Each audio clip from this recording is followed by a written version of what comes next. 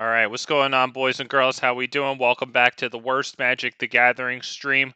We're doing Vorinclex today, who doubles the number of counters we put on permanents and halves the number of counters our opponents put on things. And as always, it's lovely to have everybody with me, and what a joy it is for you to have me. That's just great for you. So, boys and girls, what's great for Vorinclex is a couple of things that he picked up from the latest set. It's been about 5 weeks since I played this, and with the March of the Machines, I'm trying to look through really quickly for where it is. Yes, let's start with this one. Vorinclex picked up a new toy here, Ozolith, the Shattered Spire. If one or more +1/+1 counters would be put on an artifact or a creature we control, that many +1/+1 counters are put on it instead, and in addition to having that hardened scales effect, it can also actually put counters on things. That's so useful, like to have the on-demand counters, because sometimes like your flow of +1 counters just dries up. This is so great. And I guess it has cycling too. Maybe that's more useful for 60 card constructed. But yeah. Let's see. Let's move along. I think I put Sylvan Anthem in here today. I'm not sure if I had it before, so let's just point that one out really quick.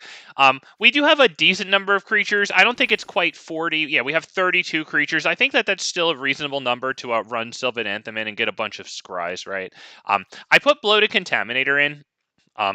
It does proliferate, which isn't just good, of course, for the +1/+1 counters on creatures, but for the planeswalkers too. So I thought that would be nice. Let's see. From the newest set, March of the Machines, we also have Kami of Whispered Hopes here. I've been very interested to see how this one does with Vorinclex. For 2 and a forest, we're going to get a 1/1, and that's kind of underwhelming, but if this thing can stay on the field, if one or more +1/+1 counters would be put on a permanent you control, that many +1/+1 counters are put on that permanent instead. Phenomenal, and that'll even work with, I guess, the Ozolith, putting the permanents onto the Ozolith, as the other one worked with that as well. So that's nice. We got 2 +1/+1 counter increases from that the new set right there, Ozolith and that. I took out Goreclaw from the 4 drops. I didn't think it was worth it because I didn't have a lot of big creatures.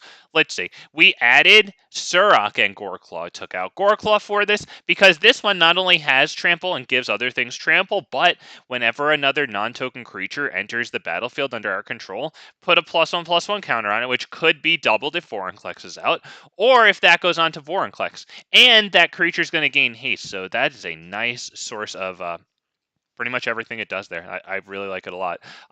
And we're running Nissa Ascendant Animist because Nissa Ascendant Animist is very good. It's artifact and enchantment destruction. I don't have super a lot of that, and as a matter of fact, I was considering before the stream, and I couldn't come up with the answer, but what to take out for Cankerbloom, right? Because Cankerbloom, you sacrifice it and you either destroy artifact enchantment, but you can also proliferate with it, which might be interesting in Vorinclex. But nevertheless, I couldn't figure out what to take out. So why don't we get right out of here and get onto the Historic Brawl ladder and play some Vorinclex. Thank you guys for stopping by. Anybody with me here probably has their notifications turned on if they're watching it live, so I think it's a match. Very much appreciate that viewership. All right. Find match. Historic Brawl. All right, let's go. Woo!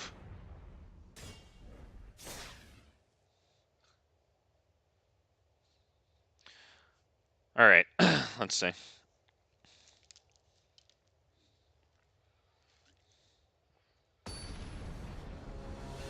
Got some new toys with Vorinclex today. I'm hoping that Ozolith the Shattered Spire really does it. I'm really happy that it's another counters on demand effect. I think we can probably keep this. We go first. We've got 2, 3, and 4 drops, so. Oh, nice. Dude's got his Yargle sleeves. Yeah. Yargle and guy who isn't Yargle. Yeah.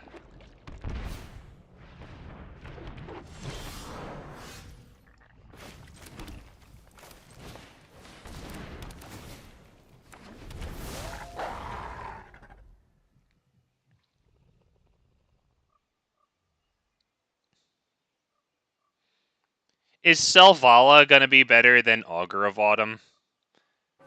Because we won't get Augur of Autumn's immediate payoff, right, with the land.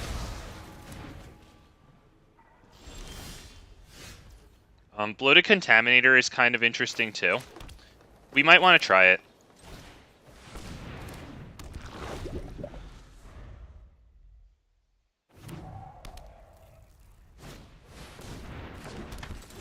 Alright, I don't think they're going to want to block.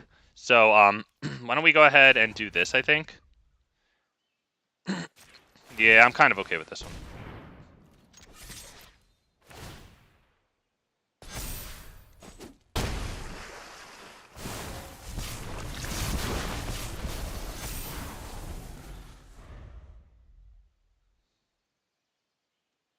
If we got a land, I think I would have dropped Toski. That looks like... Is that all of his colors? Is blue redundant there? I think he needs another source of either black or white to have all of his colors.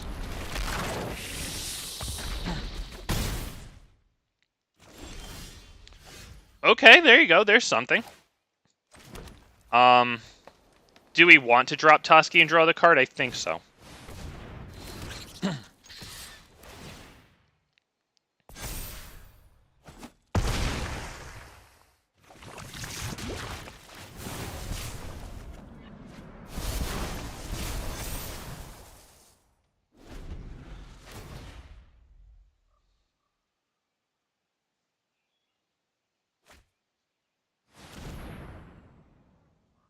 Oh, God. They have destroy all of our freaking non-land permanents, right? I think that's probably it. I mean, we keep Toski.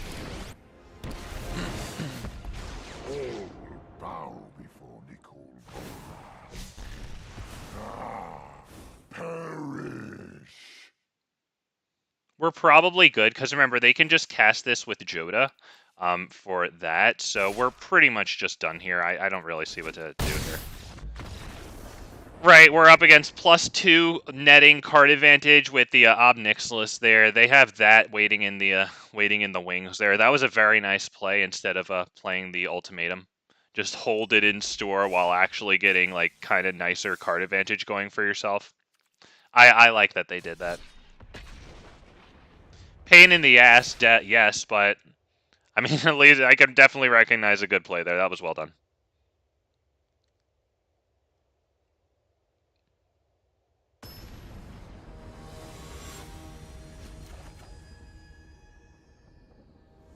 Nice, man. Good for you. Good for you. Galta and Maverin making one horse-sized duck or a whole bunch of duck-sized horses. We're probably going to keep this one. We're going to need to hope and pray for this thing to get huge. I would imagine Galta and Maverin, they're going to do like their own thing. They probably don't have too much removal going on.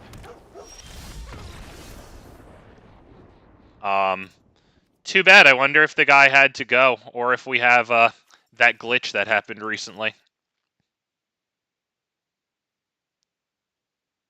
The glitch where the daily challenges got stuck at like the end, and like even though they wouldn't complete, you would have them sitting there at say like 29 out of 30 here, but then like you kept getting the reward after every game so long as you would like, you know, like have finished the daily challenge, which wasn't stopping.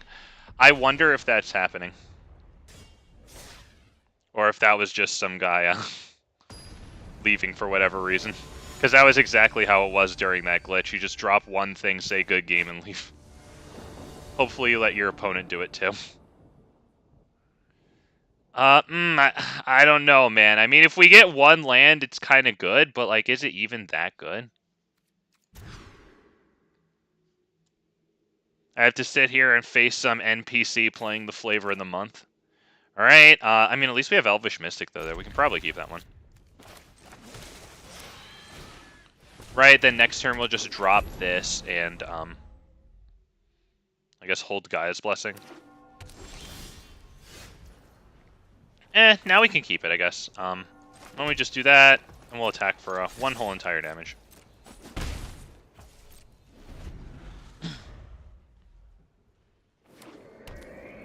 Okay. Champion of Lambholt is definitely good. I think I might want to pay off into the Oracle, though. Ah, damn it. Too bad. You know what? Fine. We'll just drop that. If they kill the Oracle, I guess we can get Champion of Lambholt down and then protect it with Gaia's Gift. That's target creature gets -2, -1, right? Yep, that'll kill Elvish Mystic with a plus ability. That's real nice. Boom. Beautiful.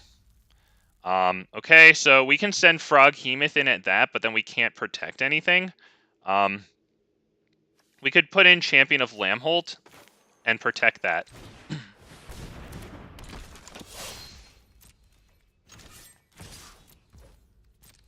Oh, shit. Well, they're gonna minus that on Liliana. I guess we will protect it. I probably should have just sent in Froghemoth. I just wanted to protect something.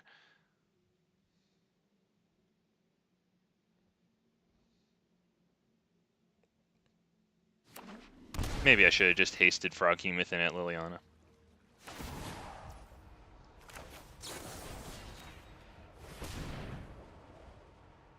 Now they have to really invest into it, though. Or not.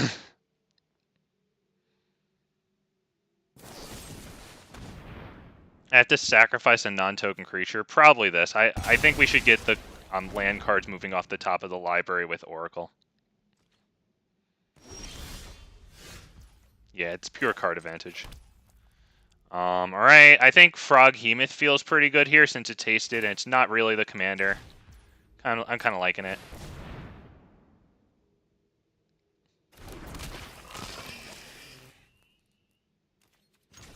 We could probably send both of them at Liliana just to be sure. I don't know if they have a kill spell. Just to be sure we get some damage on her. Yeah, okay, thank you. So they proliferated.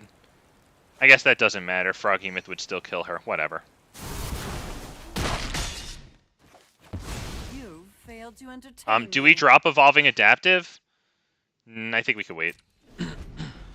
Honestly.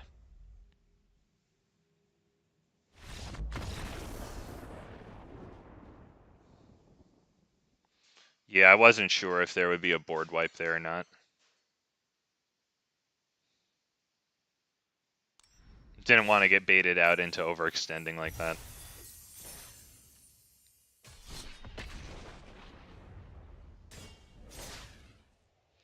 I would imagine they were going the Super Friends route of Planeswalkers there.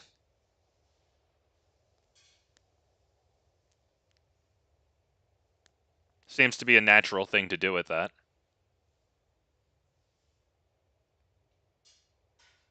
Every turn proliferate for free at the end of that turn. That's pretty darn good, man. Especially, I'm sure they have Vorinclex in that deck with Planeswalkers and green. So, like, if they had Vorinclex and proliferate, or Broker's Ascendancy is great in there, too. That's a lot of power with their Planeswalkers. They have the Oath of Teferi in there, so that they can activate their Planeswalker's abilities twice per Planeswalker. That's so good. God Eternal Ronus, wow. Do we keep this? I think we probably should.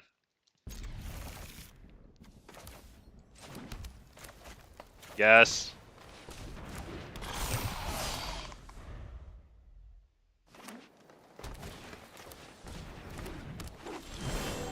Alright, beautiful that we got the land drop there. Do that, I guess. And we will attack, because if they want to block that, that's pretty crazy. Yeah.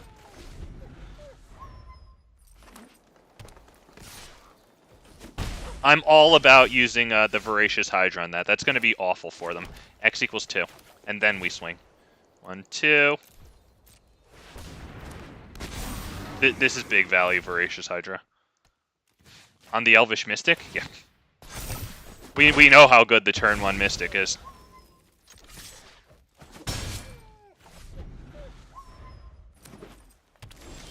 Yep, there you go. Who knows? Maybe they had a 4-drop there and we just screwed it up.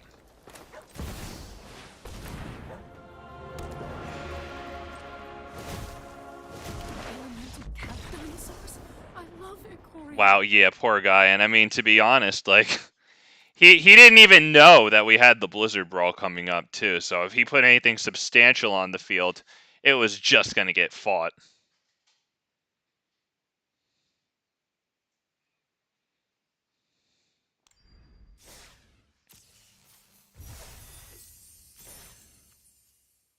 We could have used Vivian there to minus her, and then upon casting our commander for 6 mana, we could have gotten the lesser mana valued Defiler Vigor.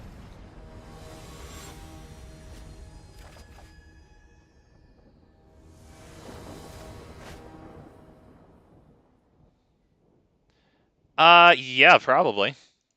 We should probably keep that, right? Turn 1 Llanowar Elves into turn 2 Ranger class and Hardened Scales.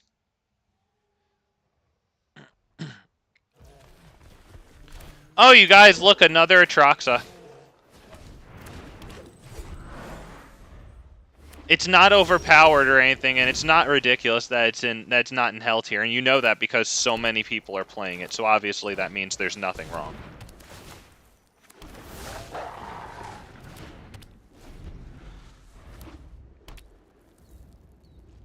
We're off to not a bad start there at all. We drop Toski, swing with the Wolf.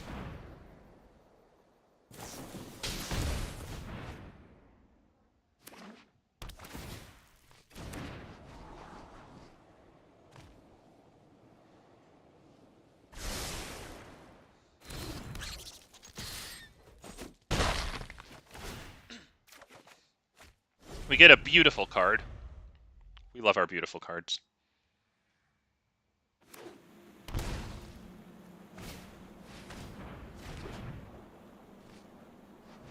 Okay, nice.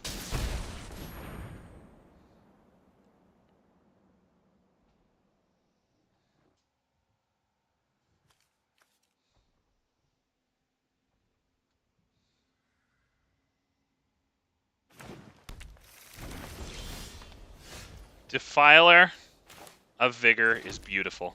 I don't know if we're going to want that, though, because I don't want to overextend into a board wipe. No. I'm kind of okay with hitting them right here with all this and getting 3 cards. Target an attacking creature, definitely that, because if it survives the board wipe, we're going to want it as beefy as possible.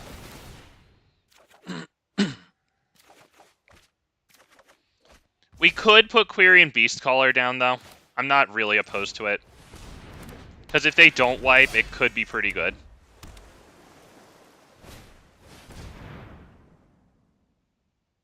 Alright, well, if they don't wipe, I'm going to Defiler Vigor straight into Evolving Adaptive.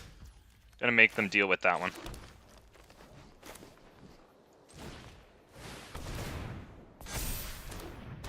This is gonna be ugly. Like, horribly ugly.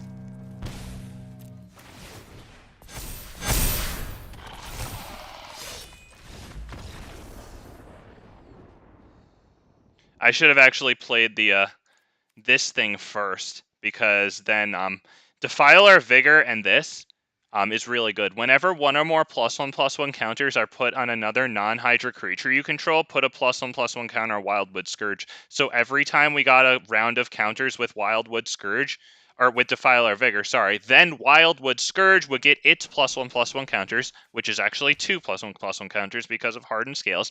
And then for each non-Hydra that also gets a counter, 1, 2, 3, 4, 5, 6, this was going to get 1 counter, meaning 2, for each one. Oh, that's insane. And we wouldn't have attacked with it because it didn't have haste. We didn't have Surrak and Goreclaw out here, which could have given it haste if we had it, but it was still going to be huge. It was going to mean they have to board wipe, or, you know, it's not going to be good.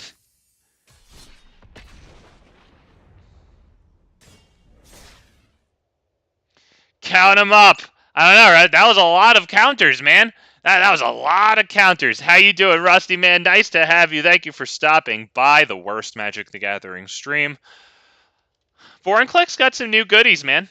Running some cool counters cards, like the Kami of whatever it's called, the new Kami Mana Dork from March of the Machines that also increases the amount of +1/+1 counters that you put on creatures by +1, and it adds an amount of mana to your mana pool equal to its power, which is pretty good. It's a 1/1 for 2 in a forest, but you know. Hopefully we can get some stuff on it. We have Ozolith, the Shattered Spire, the new one. I love that it has counters on demand. I don't know if we can take this one.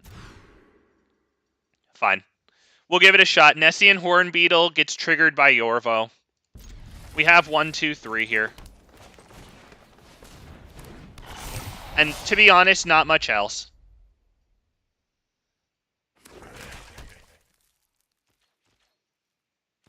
Jesus, dude, you're in control.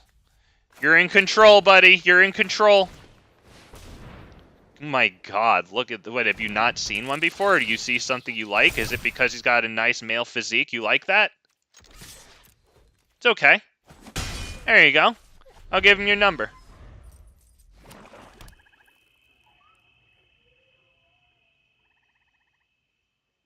What's this?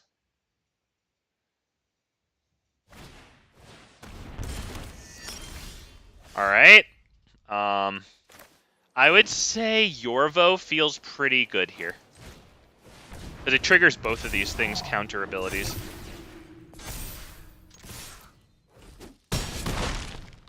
So if they just snoozed on Cut Down, it wouldn't work anymore. I'm sure there's plenty more, of course, but...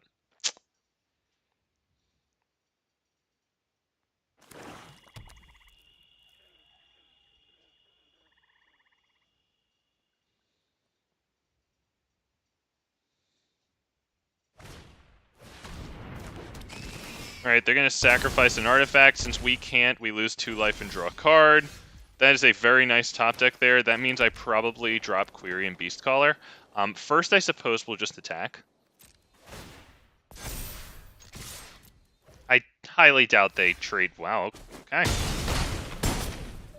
Wonder if they have a wipe then. We will drop this so we can threaten something a little closer to lethal next turn. With Froghemoth coming down, giving this a counter. That'll be pretty good. This will pick up a counter too.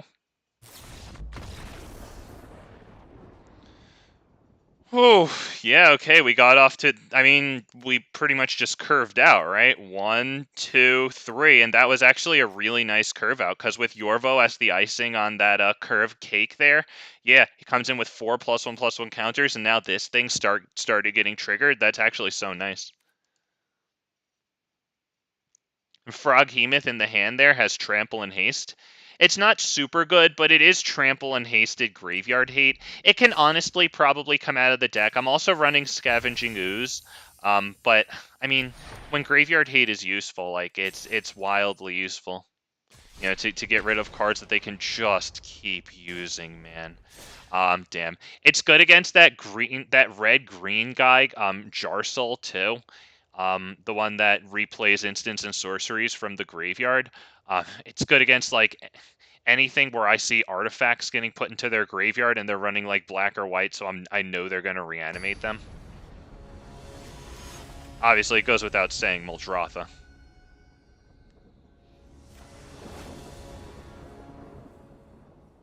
We're facing Isaac Newton. Isaac Nelson. I said Newton. Good for me. I'm really smart, you guys. Do I keep this? We do go first, and we have Bloated Content. Honestly, I'm going to keep it. It's slow. And that's exactly what Tovolar needs to get off to a nice early lead. But if I can drop Bloated Contaminator and then untap so that I have Gaia's Gift for Bloated Contaminator, that might be good.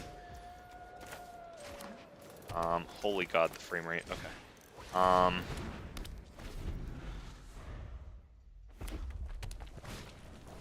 Shadow Spear. Alright, so no creatures? Oh, okay, it's asking him to use Shadow Spear there. Okay. We probably just want Bloated down. It's just asking him to do that ability.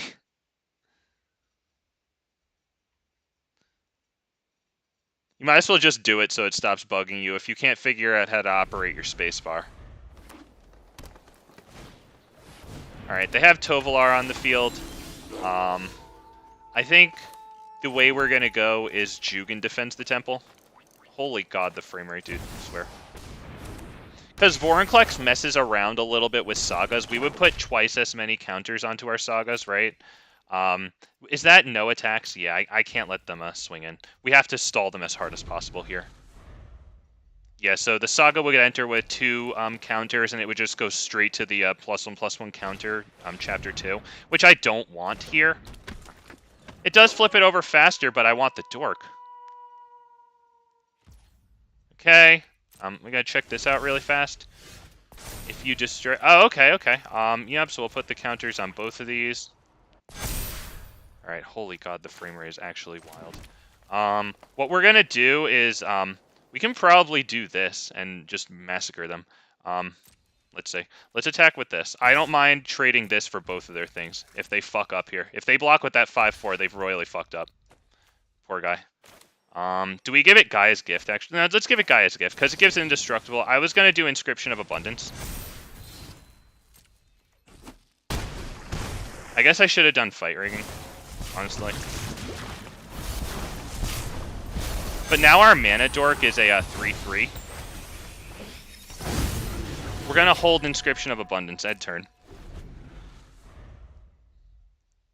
Yeah, I was thinking I was going to use a kicked Inscription of Abundance to fight Tovolar there, give it the counters, right, and then it was going to kill this. Yeah, fine. Yeah, fine.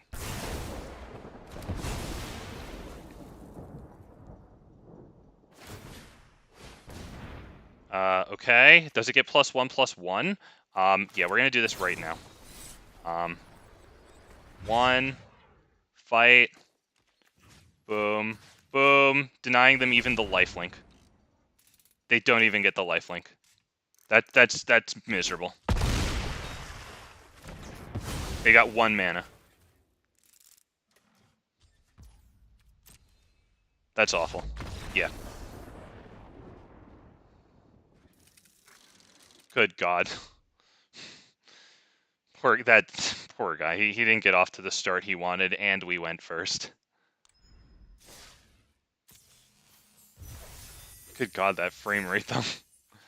Okay.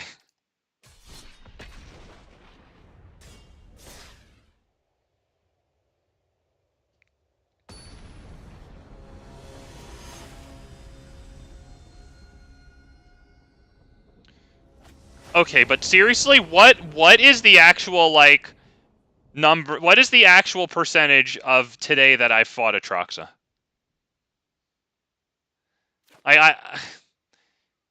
Okay. Come on, dude. Let's see if I get a great hand. If I don't want to fucking sit here and face another one of you idiots. All writing the fucking exact same thing. Sure. We'll probably get rid of Tail Swipe. Snakeskin Veil might be a little more useful. At the slightest resistance, I'm out immediately. I've done my time, guys. I've done my debt to society, okay? With a clear conscience, I can say no. Nope! Alright.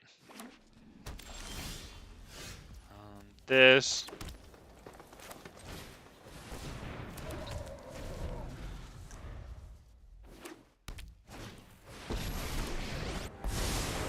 Sorry I'm late.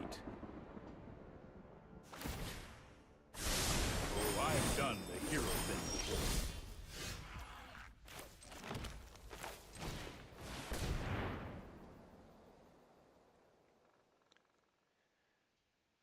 We need to get to 7 so that we can not only cast Vorinclex, but protect it with Snakeskin Veil.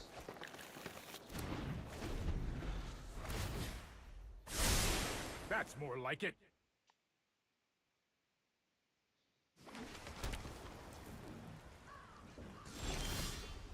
Dude, just land past. I'm about done. Not sitting here for this. Jesus Christ, you can't even counter Armored Scrap Gorger. You're such a piece of shit, dude. Why, just clog up the rank. Just clog up the ladder, dude. Just clog up the ladder with a slower version of Monotony. My God, dude. Okay. Let's just stop wasting our time. It's not interesting. Nothing fun is gonna happen. They're either gonna pulverize us with their impossible for us to answer commander, or they're gonna concede before we can actually smash in with our big boys. Useless. Wow. It's been a long-ass time since I fought Azusa. Nice. Azusa's really good. I really feel like they serve up the green players to control players, and, like, we face each other less. We got all of our non-creature spells. I love my non-creature spells. Fine.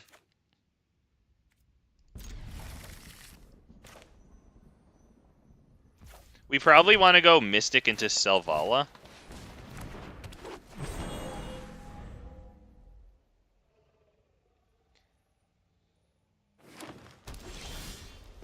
Okay, thank goodness we got the land drop there. That's beautiful.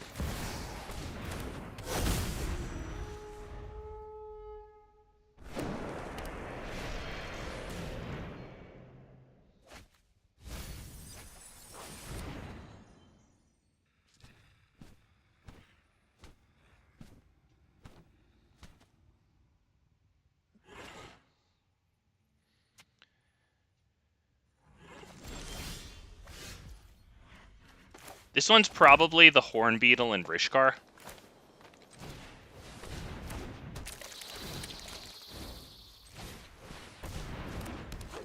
Counters go on Rishkar and the Hornbeetle.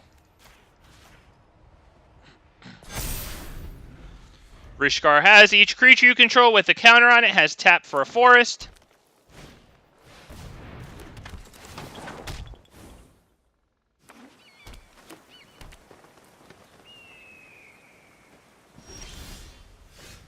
Okay, we will not tail swipe Azusa. We will tail swipe the ungodly monstrosity they come out with next turn.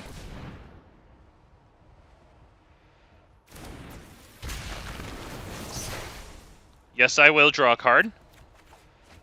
I like cards. Alright, why don't we just attack?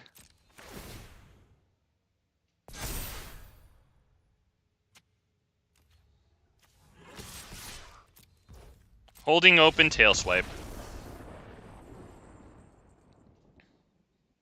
Well, I mean, they were going to be able to drop, who knows, land 6, 7, maybe even up to land number 8 next turn, but I guess they didn't have anything good enough. Not even like Kogla, Thorn Mammoth, I guess, because that would get a nice fight on Vorinclex.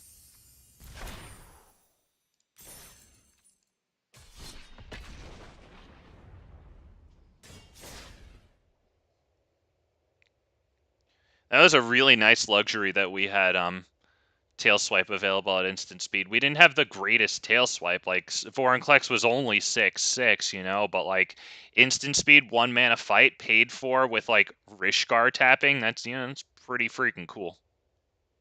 Nessian Hornbeetle was getting pretty big there. That thing was 5/5. It was going to be 7/7 the next turn.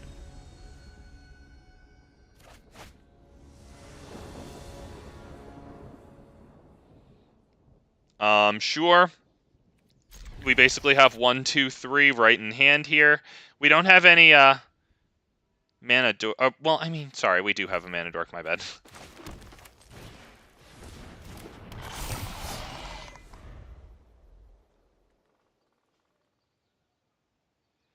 We need to get something in that buffs this up.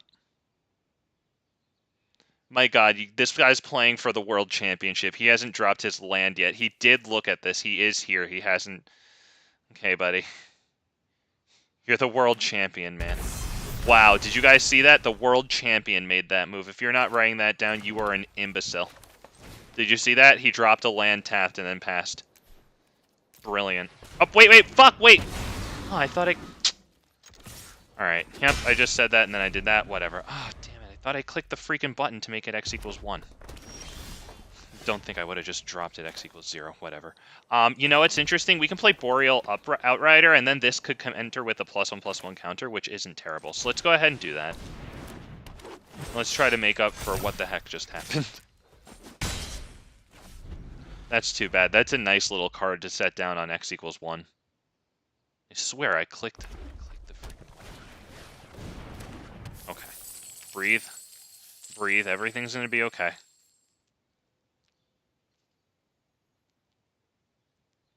It's asking them if they want to do either of those abilities. This enters with a +1/+1 counter. That's good because it taps to add an amount of mana equal to its power, and it increases the number of +1/+1 counters that we put on things by 1. That is a new pickup for Vorinclex here in March of the Machines. Sorry, got to attack, so now I can Put it up. Oh, now you went ahead and did that? Oh god, what a smart player. Did you guys see that? Who knew that he was just gonna tap that to add a red and put a stash counter on Glittering Stockpile? None of you knew that. None of you knew that. He could have sacrificed it to add 0 mana of any one color, where X was 0, the number of stash counters on this. Wow. He did that, you guys. He totally had us thinking that he had play with fire, and it totally made a difference. Wow, that was good. Wow, this guy, damn, I'm scared. I'm actually shaking here. Somebody hold me. Now, let me go grab one of my full-length anime waifu body pillows so they can hold me. I'm scared, you guys. This guy's the best player in the world. Do we want to drop Vivian, or do we want to drop Vorinclex? Because Vorinclex kind of just goes into a board wipe. I love my precious Queen Vivian. Although, to be honest, Vivian after Vorinclex might have been better. But still... The wilds are my shield. Avabrook Caretakers is pretty nuts. Let's get that, because we can get a land next turn, hopefully. Let us attack. Did I make the right move there by not dropping Vorinclex? Honestly, it's definitely arguable.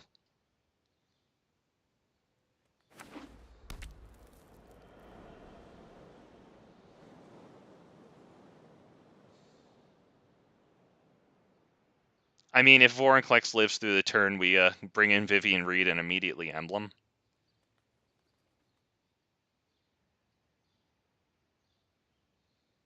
With Avabrook Caretaker, if we can put it in and start putting 2+1/+1 counters on turn, 8 turn, sorry, on this, that gets a little nuts.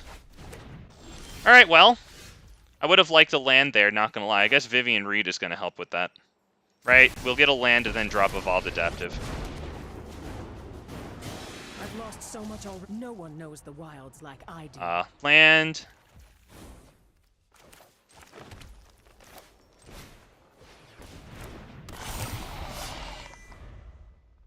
Does this have flying? Yeah, they've got to be careful with that.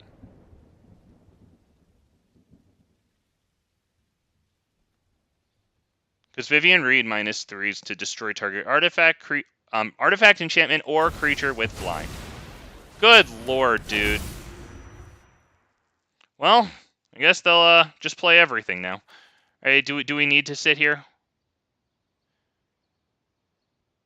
Oh. Once during each of your turns, you can, Okay, so Vivian Reed should probably kill that, I think. Right? That seems like something that should probably happen. Right? I kind of think so. This is nothing. Do we want Surrak and Goreclaw? It could get pretty nutty with Surrak and Goreclaw. Maybe we go for this. Okay, this. And then this that enters with a counter.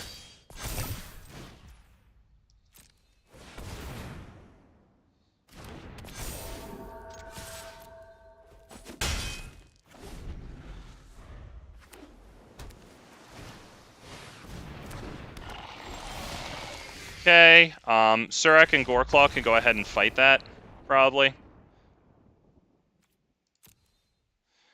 Okay, wow, I mean, they had 5 cards in hand and a bunch of mana. Alright.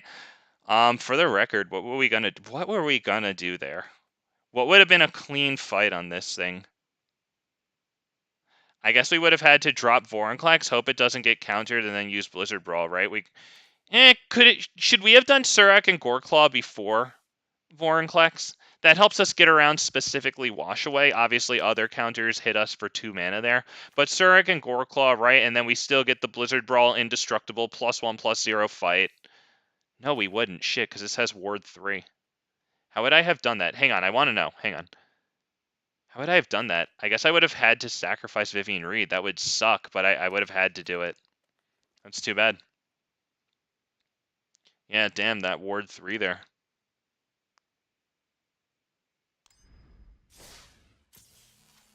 We could have also done a gotcha where we attacked with all of our creatures, right? And then if they blocked, then we could have done a Blizzard Brawl fight with one of the other creatures. It would have still worked.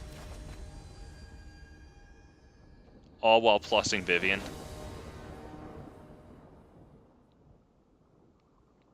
I don't think we can take this.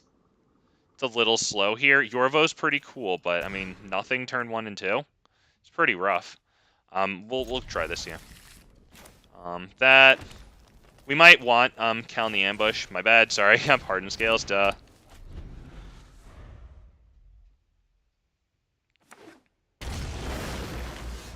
Okay. Let's do that. This. Kind of need the land drop, or else we have to go Cal in the ambush into this thing. I want the land into Oracle play here, please. We do not get it.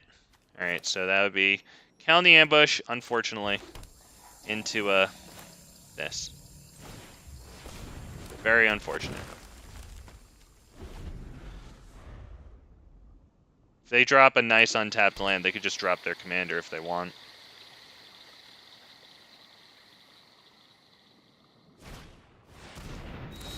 Nice, Skyclave Relic, okay, yeah. Nice. Nice, yeah, definitely nice. Okay, man. I think Signet into Oracle. Come on, we need like 2 lands off the top to catch up. That's beautiful, that's beautiful. Which one do we want here? Nessian Hornbeetle, probably?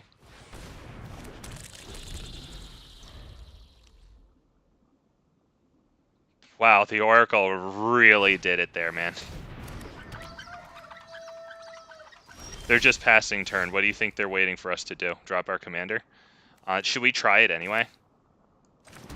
I think so.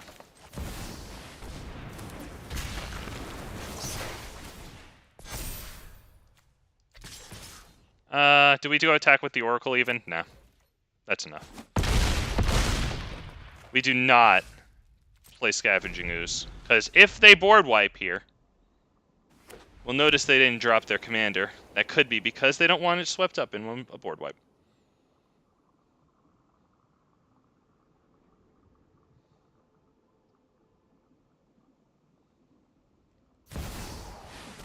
Tyrannix is good, but I don't think they can block. Or, sorry, I don't think they can attack with it. Okay. Well, we're going to hit really hard. This is going to be awful, because we're drawing that Gaia's Gift. Oh, yeah. We're getting it. Now we get the swing in with the Vorinclex. Love to see it. You truly do. We might as well just drop that. Now it's the land. Whatever. Let's go ahead and make Nessian big. Do we attack with these 2? I think so. You know what? Why not that, too? Because... yeah, then they'd have to block the Hornbeetle, right? So I think we could sneak in the extra 2 damage there.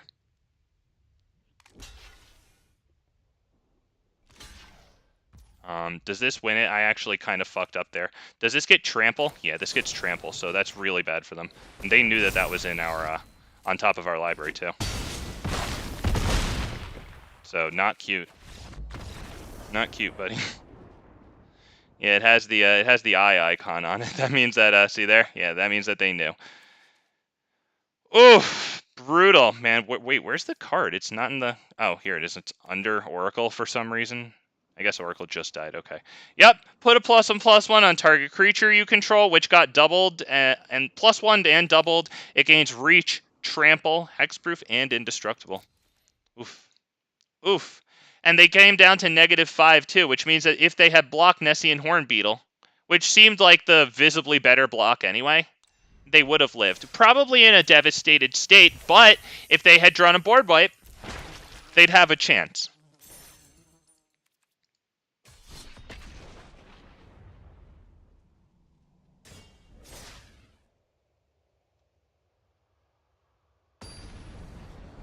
Me greed, me smash. We did. Oh, we did. Oh, man. Dude, you're all the same. Why? Why are there so many of you, man? What happened? There's so many of you. Is it that good? What a waste of a cool name. Dude's name is cool. Good God, the frame rate.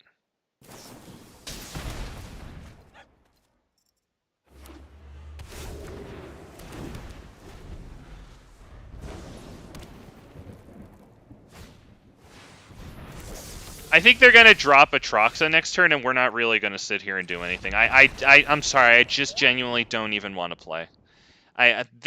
Sorry. I just don't want to fucking play them. I did my time, man. I paid my debt to society. Oh, why you gotta keep on hitting me with these charges, hitting me with more Atraxas, man? I went to Atraxa jail. I did my Atraxa time. It's a hard time, but I did it. How's there actually so many of them? I promise you, if I was running blue, which is the answer to Atraxa, I guarantee you I wouldn't see nearly as many. I have to fucking wash down Atraxa with this schmuck. This fucking asswipe, fine.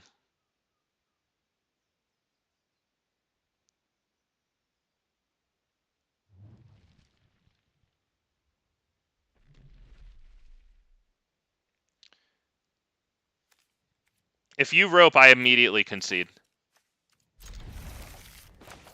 You're not worth the time with your dumb, like, unimaginative, oh, let me just get all the rare removal spells I have up in here.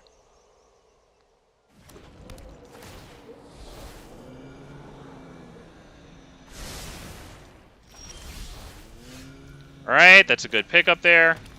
Probably want the Caryatid. If it dies, we can go Signet into Scavenging Ooze. I think we'll just do Signet into Scavenging Ooze. Either way.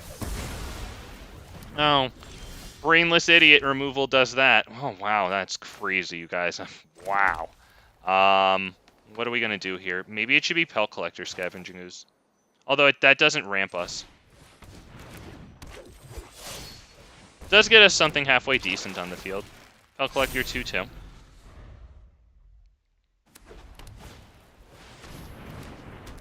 Oh god, he got dude, he even got Phyrexia in freaking Arena. Like now he's drawing 2 nopes. For every 1 fun we have, he has 2 anti-funs. I think that's probably about it.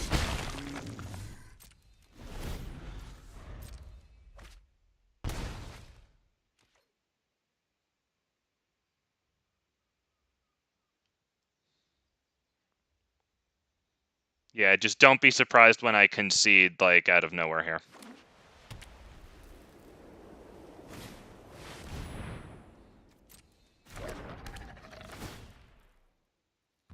Yeah, we might as well, take something out of their grave there.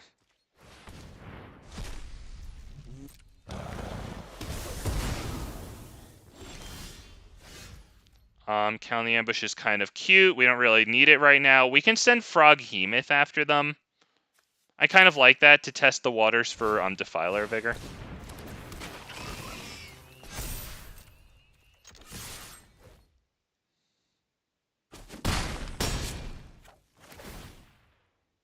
We should probably just drop this. I'm thinking, what am I going to really bring down to fight? Or what am I going to fight with it, sorry. That's the sentence I should have said.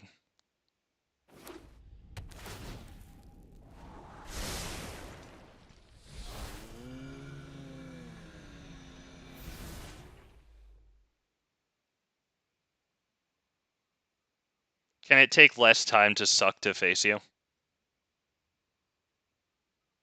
Does it have to be a protracted experience, sucking to face you? It does. it does. Yes, it does. Is it Defiler or is it Vorinclex? Kind of like Defiler.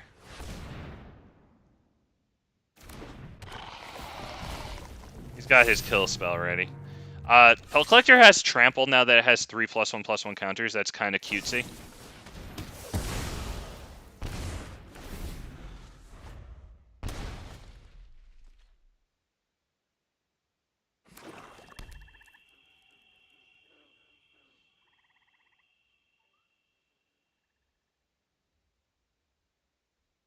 Fucking hate this guy.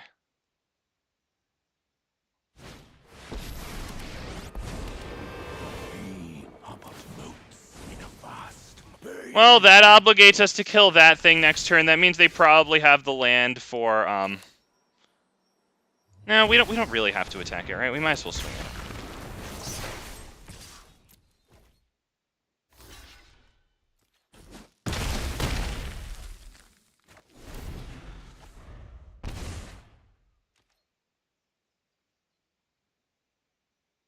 If they drop the land for their commander, we can probably just leave.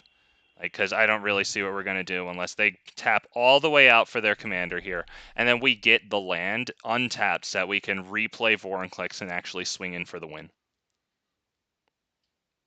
I'm not going to sit there and struggle to some freak's delight.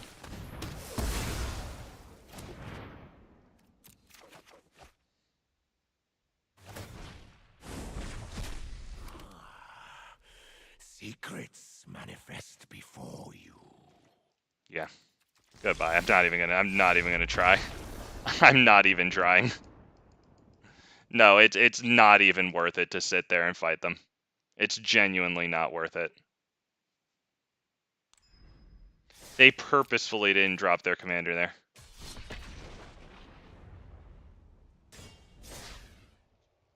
My only regret is not conceding at the beginning, but unfortunately, oh God, there's just too many of these fucking puberty beard losers out here. Like, it's just, there's too much. I faced one Azusa, that was definitely cool. I think I faced like 6 or 7 Atroxus.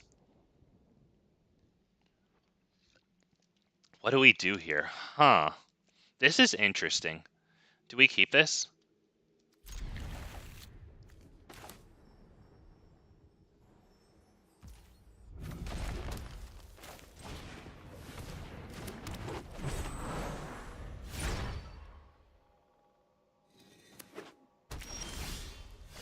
Okay, there's a nice pickup. I don't think we really need it, so we can go ahead and drop this one. This. And we can probably attack.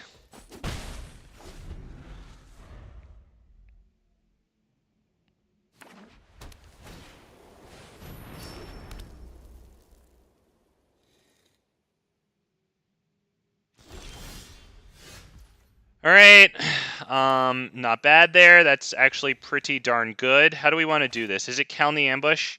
Count the Ambush is our only... Is it our only fight spell? It's not. 1, 2, 3, 4, 5. Let's start with this one, I guess. Let's just attack.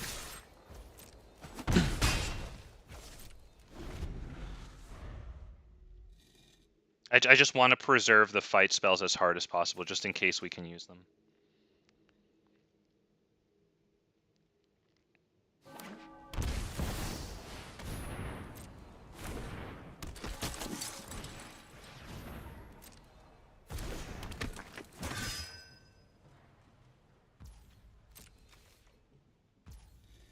Okay.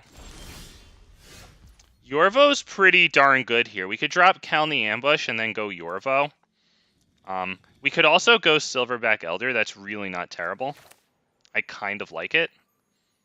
Although we could do Yorvo and then fight, which isn't that bad, to be honest. Yeah, I kind of like Yorvo fight.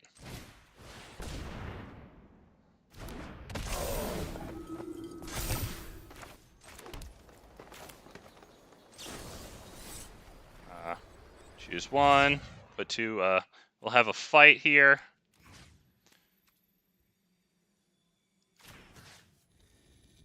It should be this one, because I don't want to actually take the damage. They're just going to sacrifice anyway. This way, yeah.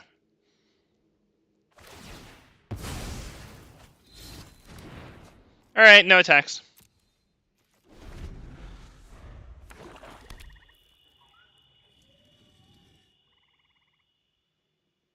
It gets a human off the board. This thing has 2, and sacrifice 2 humans. Destroy target creature with power 4 or greater.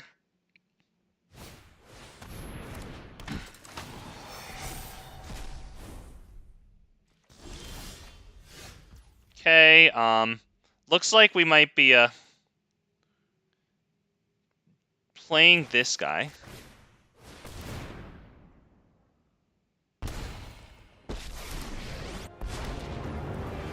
We're going to go ahead and minus that for this thing.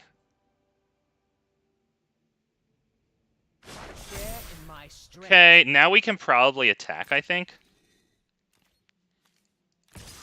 Oh, wait, I can't attack with that, sorry.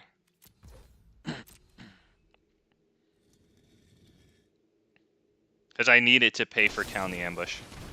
Heartless Act.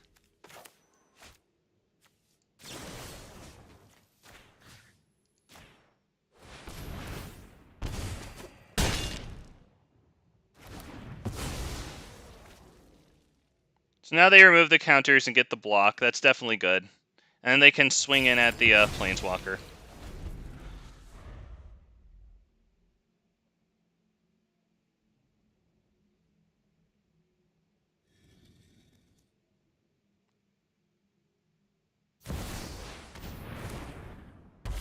Wow, okay.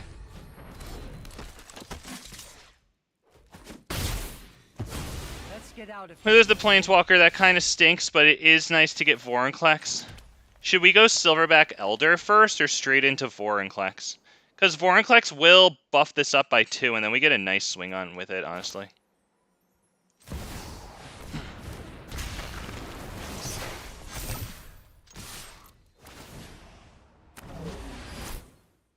They draw a card there since we attacked with 2 or more creatures.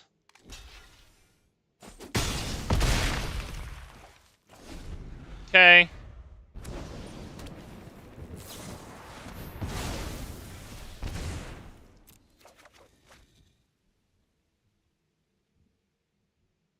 Silverback Elder can help us with commander attacks if we can actually draw some creatures. We don't have super a lot, but we have some decent draw things going on in the deck too, like Garruk's Uprising, Toski, Guardian Project, Vivian Reed.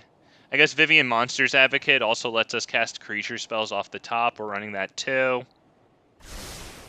Vivian Arcbow Ranger would allow us to deal damage, or to have one of our creatures deal damage equal to its power to another creature.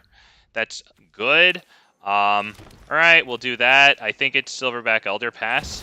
Cupid! Hell yeah! Hi, Mr. Big Fat MTG. What's going on? Oh, I'm great, Cupid. I'm having fun with Vorinclex here because we've got some nice new toys for Vorinclex.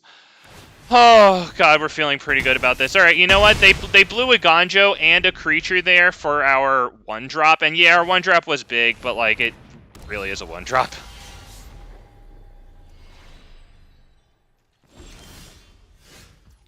All right, we're probably going to have to use this, to be honest. Why don't we start by attacking? Do they have Death Touch? Legendary humans you control have Indestructible. That's an issue. All right, yeah, we're probably just going to have to do this. Let's just do it now and see what the heck we get. If it costs 2 or something, we can play it. It's freaking Jugan defends the temple, dude. Let's just play this as the, yeah, no attacks. Legendary humans have Indestructible.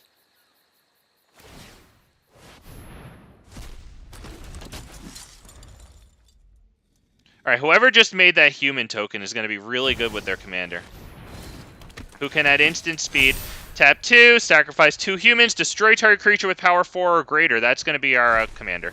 So that's going to be Silverback Elder too. So they could probably attack with 2 Indestructibles here. We'll block 1. Wait, does this have lifelink? It doesn't freaking matter.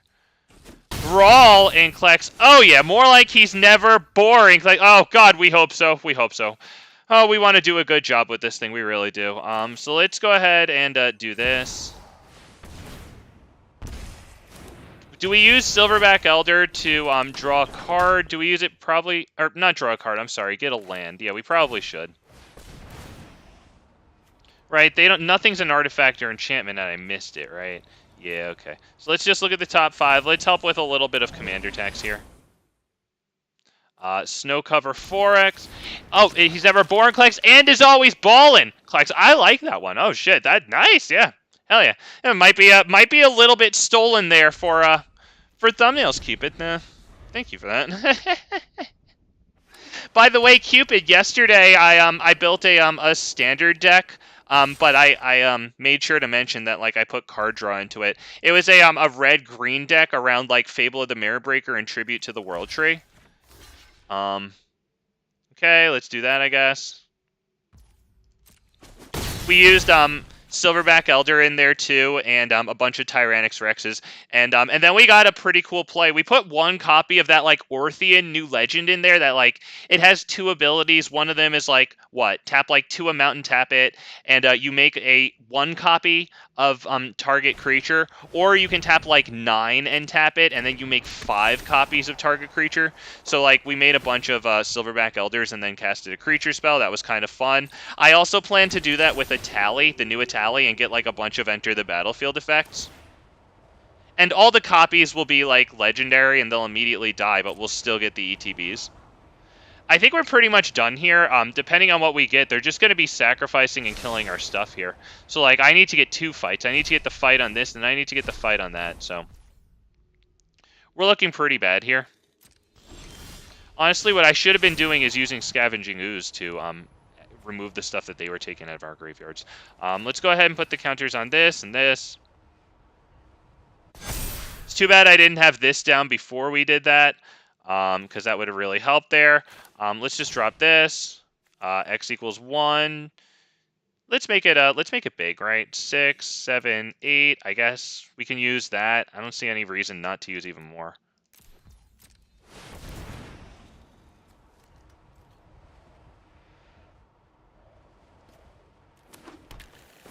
You're welcome. I'm always here to help, champ. Oh, thank you very much for that. Yeah, we can not attack. I honestly should have saved a... I think we're pretty much done here. I know that we're just, like, not really getting to the culmination, but they have us because their stuff is indestructible. So I need to fight that thing, and I don't have any fights, and then I need to fight the next thing. I'm actually shocked that they didn't kill Silverback Elder by now, since they can do it with their commander pretty easy, right? I know they're waiting to kill Vorinclex like that, but like they can pretty easily just kill one and then the other.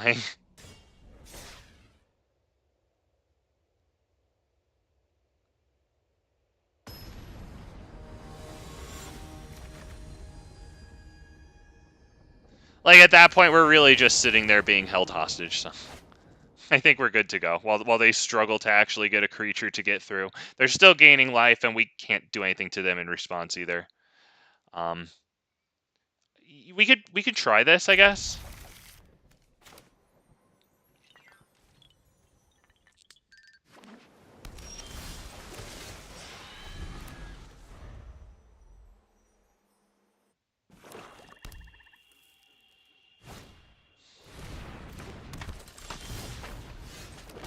Okay, there's something nice to ramp into. That'll go nice with our commander there. Vorinclex and Nissa, of course, most of us know. Pretty cool because instead of putting 3 +1/+1 counters on that land, you put 6 +1/+1 counters on that land. We can do that, and with 3 mana, we probably just go Kodama. So that way, next turn, I guess the 3/3 creature we make with Nissa can be a modified creature. Maybe even bring us another land onto the field.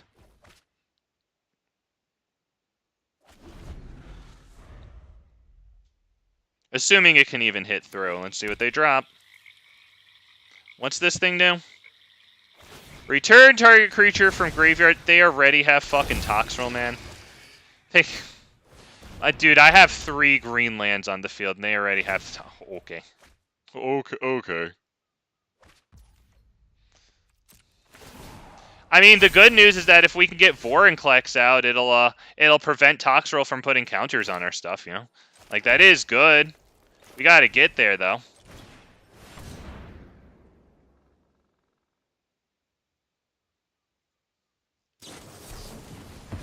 Jesus, he got the Spell Pierce on that. So we need Vorinclex to be incredibly fortunate here. We'll get it onto the field in time to, to stop Toxrill from... Oh, wait, never mind. No, both of these things are going to die, so we won't get it onto the field in time to do much of anything. Which means I will not be able to play Vorinclex here, so I can drop Garruk's Uprising, I guess. My dude didn't even attack with What? What? You didn't... Oh, I guess because you wanted 1 extra 1/1. Okay. Alright. That's probably Garruk's Uprising, I guess. There's no real reason to cast this because it doesn't even make it to our next turn. We can just pass the turn there. So I don't think that Vorinclex is going to live. We'll cast it and pretty much concede from there, but the problem is, like, they're going through a lot of cards with this thing, and, like, they're obviously going to have a kill or something, or a counter, given how many cards they're going through.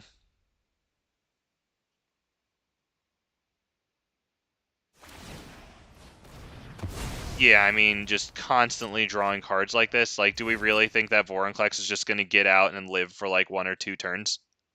Because, like, even when I bring it out, you know, like, I can't even swing. So I have to wait around till the next turn and hopefully draw something that lets it swing, you know? So we'll pretty much just have them kill our commander and then immediately leave.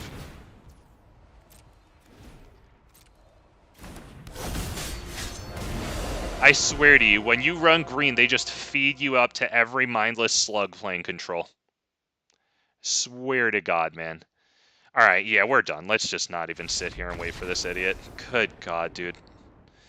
I swear to you, I bet you if I played control, I bet you I would find that I'd never faced as many green players, you know? I swear to you, man. It's been nothing but Atroxa tonight. Holy God. Although the one game against Azusa, it was over too quick, though. They basically dropped Azusa, dropped 2 lands, and then conceded when the turn came back to them. Too bad. I was looking forward for a nice one with them.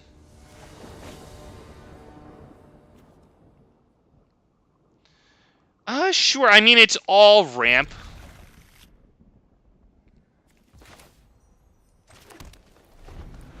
I mean, it isn't, but it is. Alright. I guess the Scrap Gorger.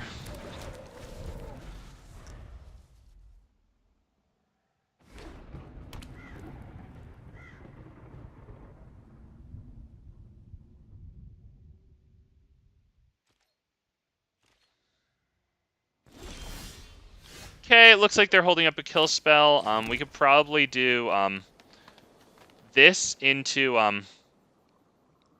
would Rishgar be good there? It could be good. I like it as a good way to spend our mana here.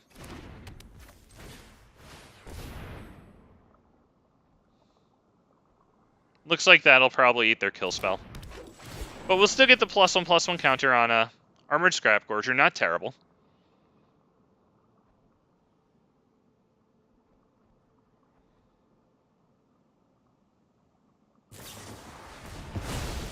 Okay. Tear Asunder on that. Well, Rishgar helps to alleviate that one.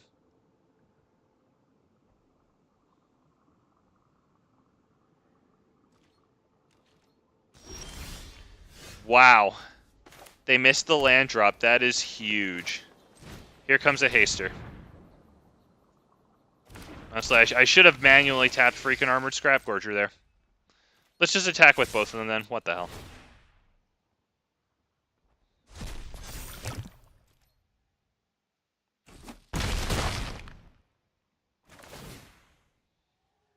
Froghemoth has a Graveyard Eater ability there.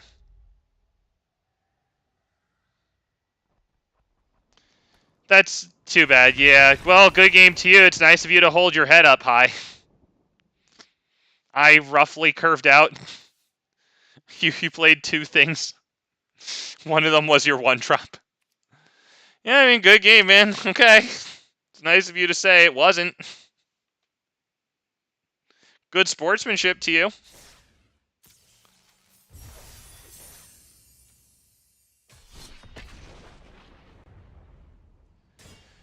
All right, man. I'm ready to play a nice interesting game against Atroxa, man. Let's go. Oh, man, we got the squad here. I saw Cupid. I saw Rusty. Freaking Notification Squad. Smart. Thank you guys both for showing up. Always appreciate you guys. And anybody else, if you're lurking back there, appreciate all my lurkers. Thank you all for stopping by. If you haven't already subscribed to Big Fat MTG, Big Fat MTG looks at his analytics occasionally. He saw that he's got what, like 81% of his watch time comes from people who are not subscribed, which he loves because, you know, that, oh, I have to... Oh, it's not Ragavan. Sorry, I was like, wait, I thought I just read a tally. But yeah, 81% of my watch time is coming from not subscribed people. And I like that, of course, you know, because that's telling me I got so much more to grow. So let's grow, man. If you haven't already subscribed, don't be shy, man. Don't be shy. I mean, unless you play blue-white control, you know. I mean, in which case, maybe I bite a little bit, but I don't bite, man. It's nice to have everybody here. Thank you very much. Richard, hell yeah. We got a lurker out there. What's going on, Richard? Me, lurk? You freaking wish. Oh, what was I thinking, man, Richard? I must have bumped my head. It's nice to have you. Thank you for stopping by. Thank you for that viewership. That... It blocks Ragavan.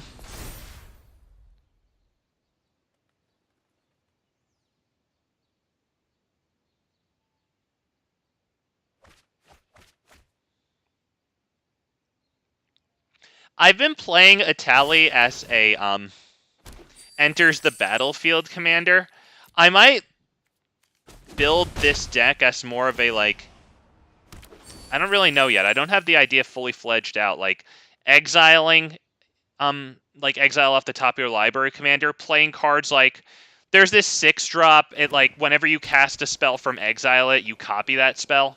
And so, obviously, instants and sorceries are just copies, but, the like copies of creature spells and permanents enter the battlefield as a token copy, and then you sacrifice it at the end of the turn, I think. It's still pretty cool. It's got a weird name that I forget how to pronounce, like Nalfishni or something like real weird. What are we going to do here? Is it Augur of Autumn? It probably is. Someone's breaking in. What's going on, man? Thank you for stopping by. Oh, man. Very nice to have everybody here tonight. Oh, let's go, man. We're running freaking, Vorinclex here. I'm sitting here forgetting what I was just saying. I was talking about a tally, right? Gonna try to build it with cards like Lelia. Lelia is that 3-drop 2/2 with haste, and then like when it attacks, you exile the top card of your library. You can play it, and then whenever a card gets exiled from the top of your library, you put a +1/+1 counter on it. Maybe a bunch of Chandra Planeswalkers. Alright, it looks like they're going to get our Ozolith, which, that's not huge for them. I'd imagine they're not really playing around counters. I would have liked my Ozolith, but oh well. What did they get? Vastwood Surge, not going to lie, like, I mean, it's good that they can cast big spells, of course. Oh shit, wait, no, that's going to get them to flip a tally. Alright, we're pretty screwed here, so that was pretty well done by them, not going to lie. Yeah, because I'm sitting here dropping my 4th land. So this probably didn't go the way that we would have hoped it did. Right? Yeah, that's pretty much just it. We can do this, put a +1/+1 counter on this. We could just pass the turn at this case. They're pretty much just going to flip a tally here, right? I mean, 1, 2, yeah, they're flipping a tally. That's just good game. At this point, like, what are we really gonna do? Yeah, that's pretty much it. So that's basically a good game. Yeah, good game. Go ahead, dude. Just freaking do it. It's fine, my dude. Like, what am I gonna do? There you go. He needed a little encouragement. I mean, I can block a little bit of it, but like, what are we gonna do?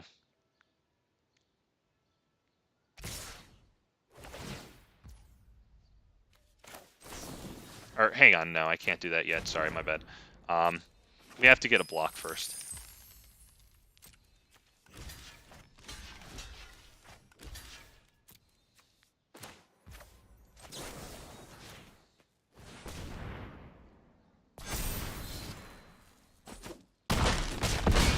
Dude still has this one, of course.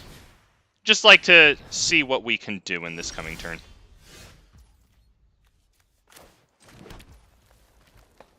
Probably Vorinclex. Give it counters.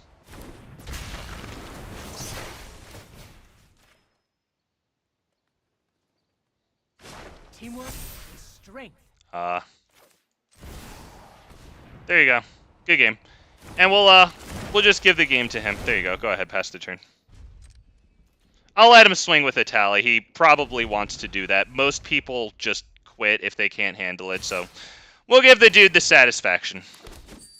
There you go. Fellow Atali player. GG to him. Can I get it in time? No, I can't. I tried. Alright, there you go. It showed up. There you go. Good for him. He got a tally. Oh, man. But yeah, Big Fat MTG wants to play that with more exile cards. Maybe I'll start doing that. No, I shouldn't start building that deck towards the end of this stream, because that process, if I don't know what I'm going to do, that'll probably drag a little bit, and it might not end with a payoff of playing the deck. Okay, so never mind. At some point coming up, maybe I'll build that Brawl deck, once I, like, kind of have it, you know, sort of mostly planned out, maybe even a little rehearsed. What I think we can do today, and Cupid, if you're still there, this is another one for you, and also shout out to not just you, but if you're asking me to build decks for you guys, then it's possible that there's, like, 10 other people who haven't asked, you know, so for anyone who's interested, I think what I can do today, after a certain amount of time running Vorinclex, is we can build a deck, trying to... Damn, I already did that with a tally, though. Shit. Shit, I already did that with a tally. Damn it. I guess not. Yeah, I wouldn't make too many changes from the last one. And I don't really have a deck idea in mind. Damn. I mean, we could maybe build, like, a red-green, like, slightly faster, like, mid-range deck. I'm brainless when it comes to playing anything other than, like, you know, something mid-range with green in it. Do I do this or do I do this? Let's go this one. Because this can get countered with Spell Pierce.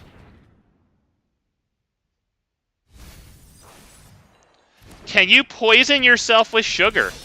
I forgot. I already put some in my coffee. Oh, no. Sorry. I don't know if you'd actually worry, but you're gonna be fine. Sorry. Just. Is it Ranger class? We could bring out this thing, honestly. Because maybe next turn we could bring out Ranger class and then bring it up to Chapter 2 and then swing with that thing.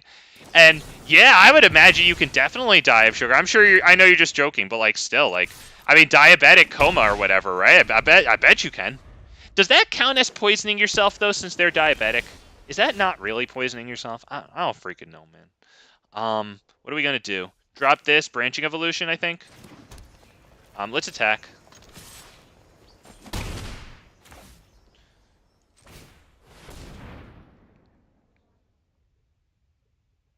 You know what? I should have done Ranger class. I should have dropped this land untapped. With mana value 3 or less. Okay, Ranger class probably would have died. I wonder which one it's better to get down. We're definitely going Ranger class now.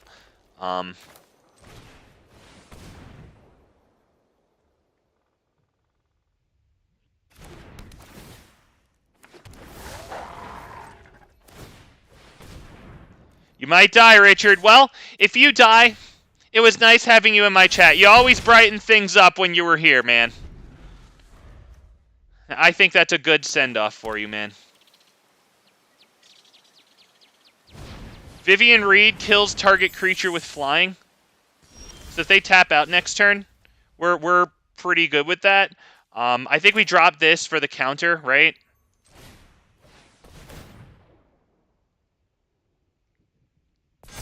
And then when we attack here, I think we'll put the +1/+1 counter on the wolf.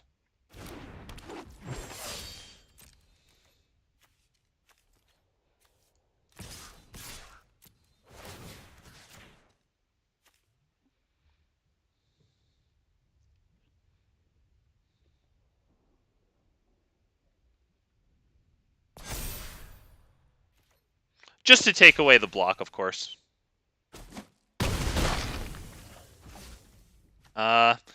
We might as well do this. I'm not playing the Hydra, so...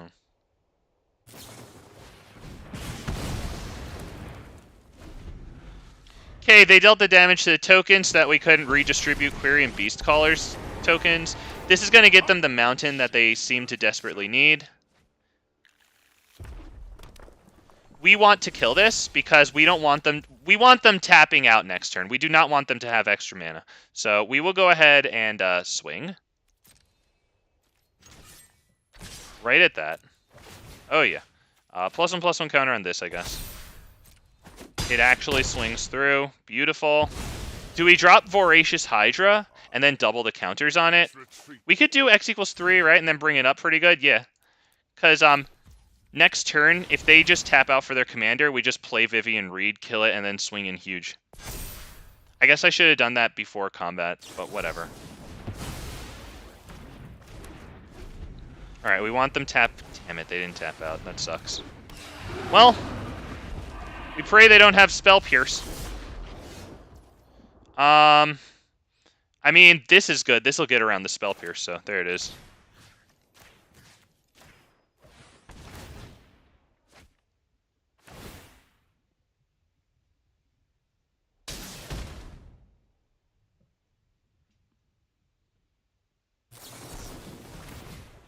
There it is, Spell Pierce. Alright, they'll kill Pelt Collector.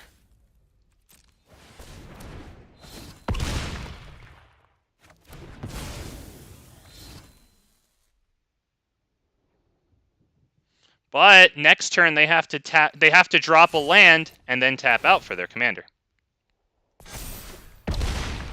So if they do that, Vivien Reid. Come on, tap out for it. Good game, boys and girls. We did it. Let's play how fast are you on the concede button.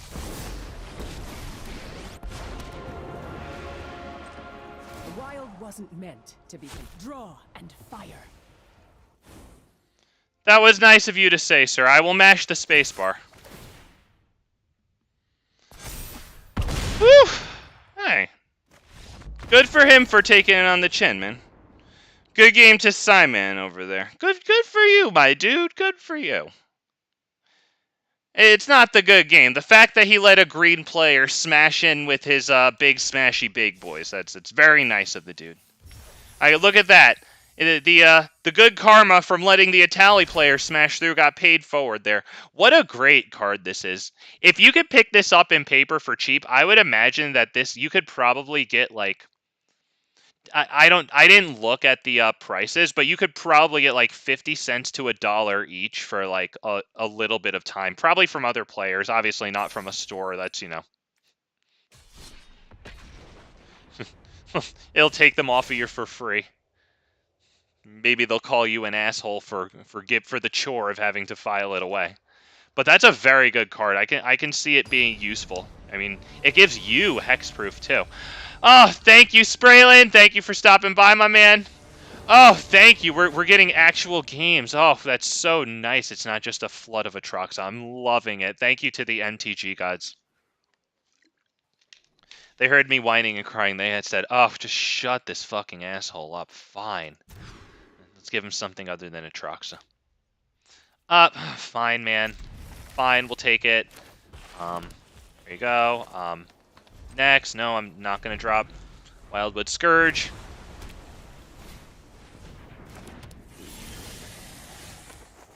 Now we can drop Wildwood Scourge, I think. X equals 1. I'm going to make sure I do it right this time.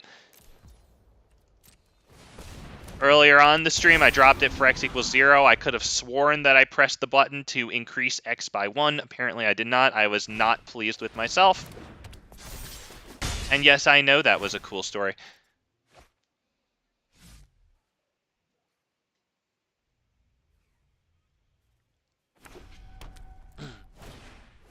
Okay, dude drops white and Haywire Might. There's the word. Nice.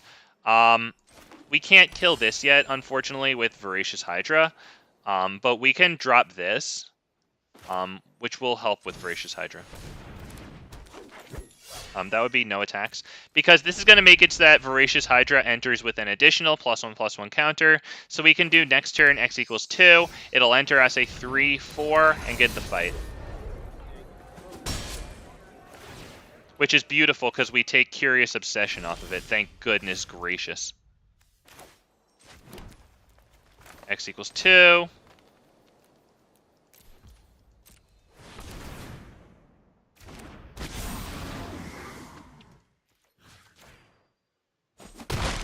Thank goodness. No attacks. We can bring this in and then somehow get Snakeskin Veil onto it, hopefully in response to one of their spells, but we will be getting Snakeskin Veil on it, I think, hopefully as fast as we can. That's actually really nice. So let's see. We drop this, not Arcane Signet, because I want to be able to protect something with the Veil. Yup. It already enters with a +1/+1 counter. That's a beautiful thing, because it gains it gives us mana equal to its power, so that's super good. Do we attack? We could attack with that, but they just block with Toski, right? So yeah, that's silly for right now. I have to attack with 2 things to make it worthwhile, and then I lose blockers for Toski attacks. So let's hope they want to go after this thing. Oh, they're reading it. It's a new card. It doesn't mean that they necessarily want to kill it. It means they want to know if they should. But yeah, this is from March of the Machines. One of the new goodies for Vorinclex. Oh! Oh! We get the high-value Snakeskin Veil exactly where we want it, and instead of just using it for the 1 counter, it does this. Do they want to invest another spell into it?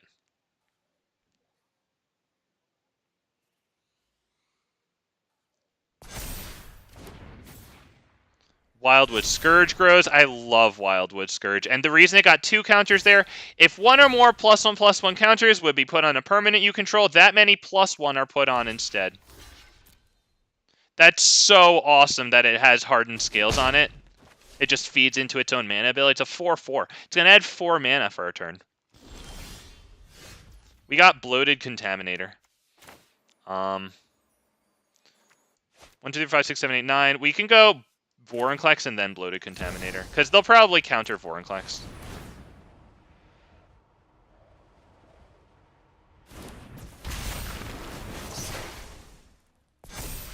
That thing got pretty big. You know what? I actually should have dropped this first, because it would have entered with the counter and then triggered this again.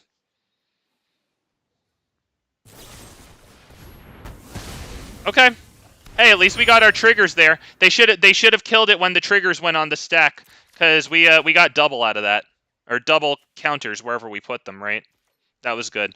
So now we get a huge attack on them. Yeah, that's going to be an issue.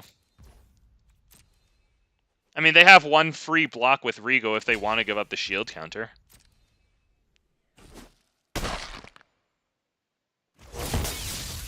Do we want to do this? Yeah, it's another blocker.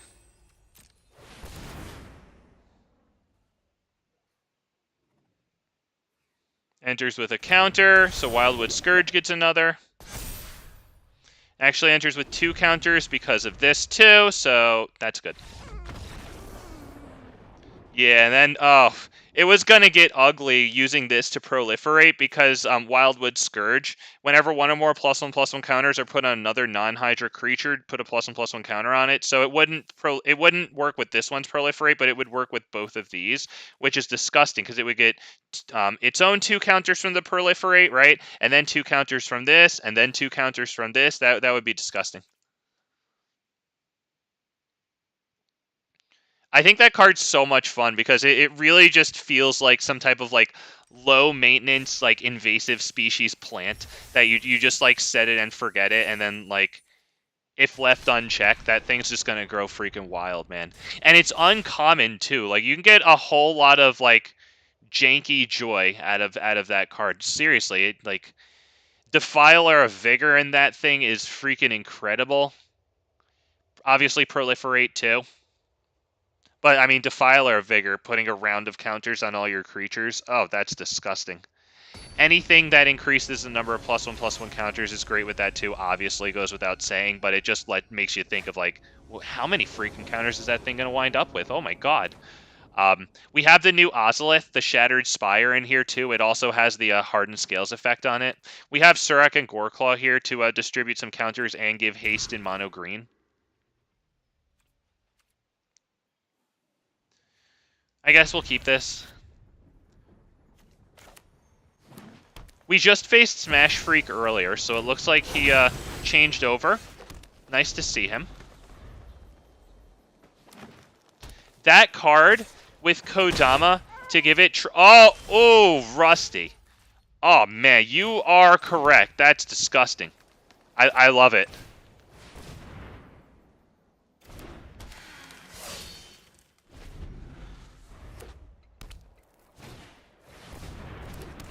All right, they're Getting some nice little ramps going on here. Okay, this card is pretty good. If we can get Vorinclex out, it gets a little silly. We should probably drop this because it's a dork. And beefs up Quirion a little bit. I think we'll no attack there. I highly doubt they take the double block, but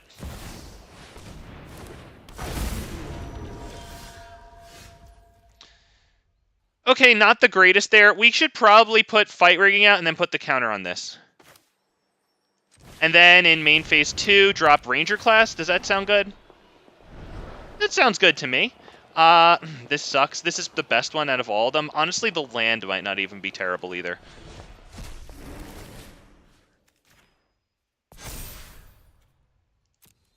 No attacks, and right, it taps for 3 because it has the hardened scales on it. Right, it put in +1 counters. Oh, nice. That's beautiful. Yep. Oh, this thing has got a lot of value packed onto it, and a really cool picture. I love that art.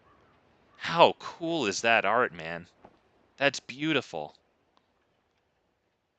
God, I really hope they don't have a fight, because they have a death-touching commander, so...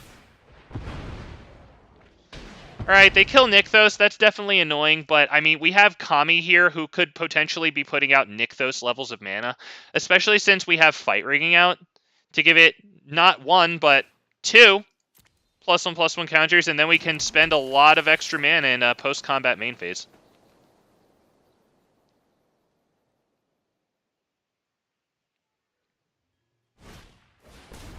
Let me think here. 1, 2, 3, and then 8 mana. Will we be able to go Defiler of Vigor? Okay, we're gonna have to do okay.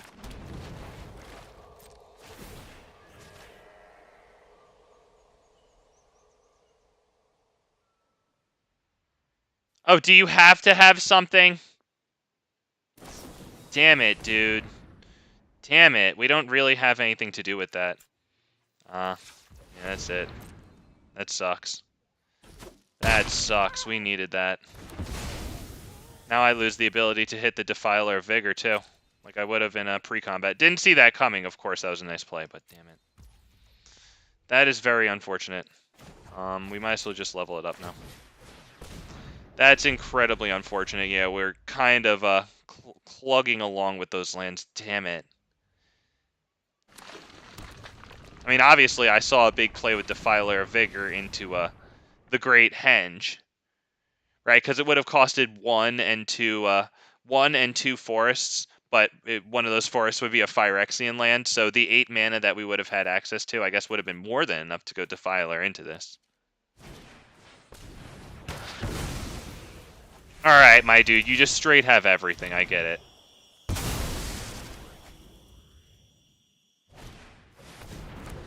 And the Beast Whisperer. Okay, so will he get the draw train going? He can only attack with Cura here. My god, dude. Alright. What do we do here? Do we attack? This is... What a fucking spoon feeding, dude. What a fucking spoon feeding.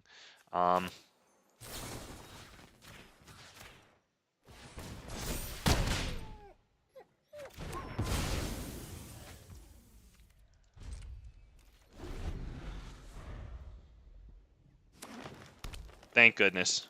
Dude, you should probably start attacking with Cura. Like, my dude, honestly, it prevents... It deals 4 damage. It's really only preventing a little bit. You shouldn't have put the land down, man. You should have had me thinking maybe you have something. Is that some weird... Oh, they're going to do this. Till end of turn, each creature... Yeah, okay. So they're trying to kill both of our creatures. We can still kill this one, I guess. Base power and toughness 5/5? Nah, not yet.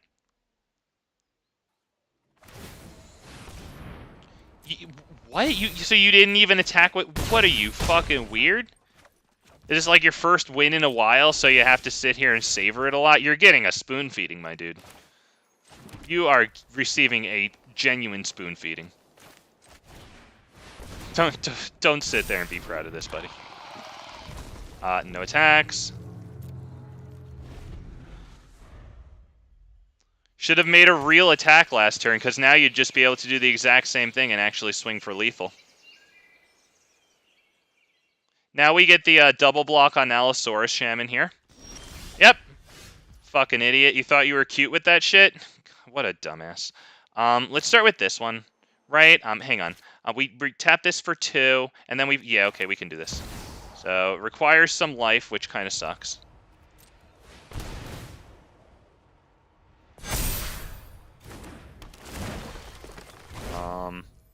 I would say Vorinclex now can come out. We have to pay this way.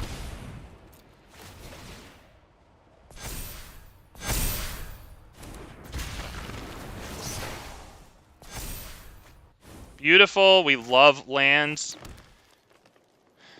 What do we do here? We probably have to block, or we probably have to not attack, right?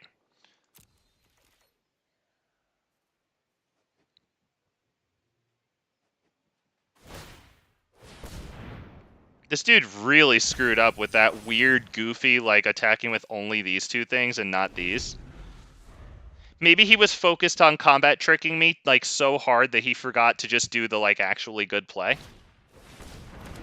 Ooh, that sucks. He got 2 lands the last 2 turns and then Llanowar Loamspeaker. He's not even attacking with his commander. Okay, we got that, and that's really good for us. I think we might win here. Let's see. Hang on. We might win here. Then double the number of counters on each of those creatures. Hang on. So Vorinclex would get, hang on, I'm going to tell him thinking. That was nice of me. I rarely do that. So we'd put 3 counters on this, doubled to 6. So it would be a 14, and it would have 8 counters on it. And then 8 counters would get doubled, which is actually quadrupled. So I think we can win here if we just do this.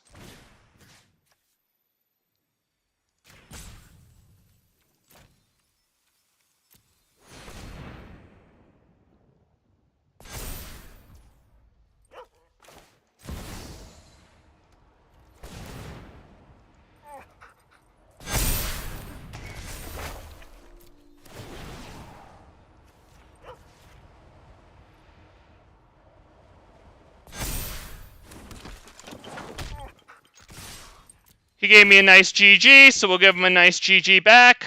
Oh, poor guy. Yeah, he was a good sport about it. He really messed up with that attack, though. I hope he actually just didn't see what he could do, and he kind of tunnel visioned there with these 2 things, because he really should have just attacked with everything there. That was his one chance to actually get lethal in.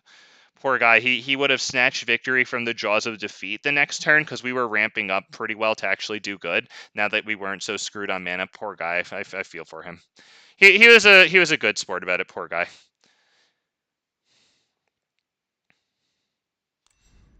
Good for him, too. I wonder if he sees that he screwed up or not. Because if he sees that he screwed up, then even more credit to him, you know, for getting over his frustration with himself to still actually say good game.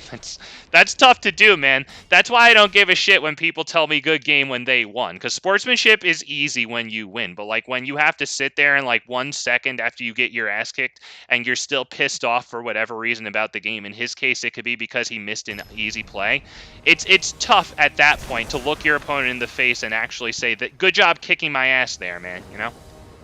That's why I say, like, you know, shove your good game up your ass when you curved out, I did nothing, and you're sitting there announcing to me that you destroyed me. Like, okay. Like, because you're a fake good sportsman when sportsmanship is easy? All right, man. I like Smash Freak, who we just faced.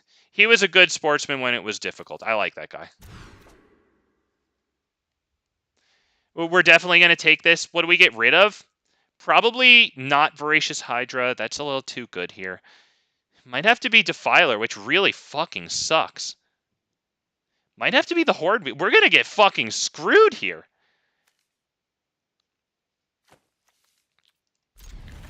We're dead. Raga Draga's going to kill us. By the way, shout out to Big Fat MTG's Raga Draga stuff. We're going to get murdered here. We're going second. Our hand isn't good. The only thing we have here is this for X = 1 killing a mana dork. We got incredibly lucky that they didn't play at least 1, if not 2, mana dorks by now. And you never know. They could even drop 3 mana dorks, however unlikely as it is. Jesus Christ, what type of fucking hand did you keep?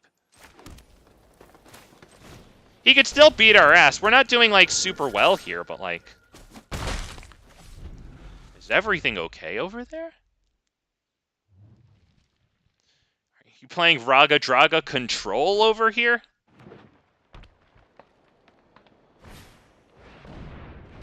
Okay, there you go. That's good. Damn, that's really good. All right.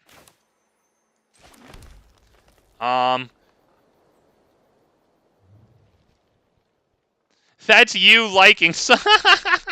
Yeah, hey, he was an honorable man. I like him, Richard. Sometimes I do like people.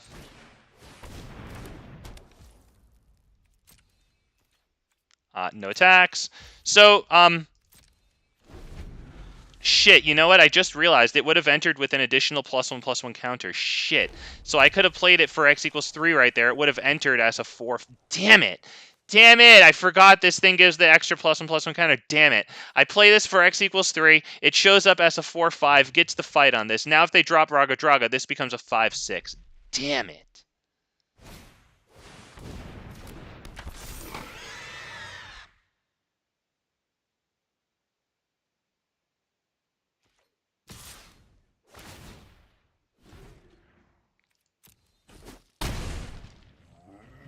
Okay, next turn it looks like they have a big play. Raga Draga likes things that cost us 7 or more. How are we going to do this?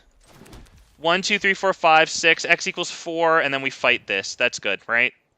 Yep, I think that's good. 2, 3, 4. We also get a nice +1/+1 counter out of Garrick. Or draw, sorry. We get a nice +1/+1 counter out of this thing, so that's good. Fights, target creature you don't control, probably this. Get a nice card.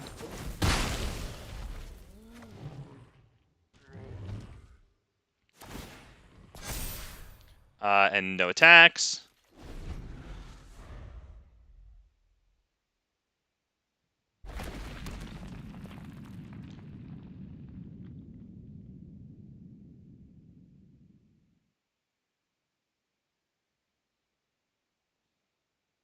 And we will be fighting their commander next turn if that thing hits the field.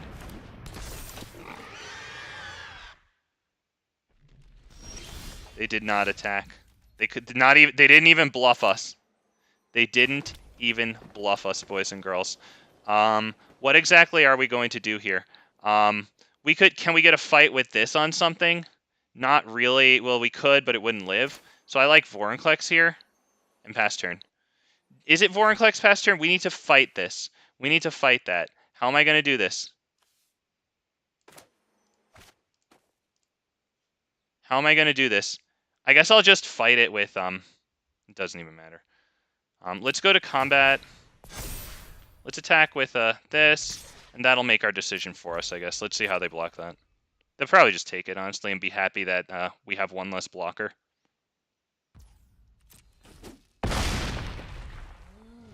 All right. I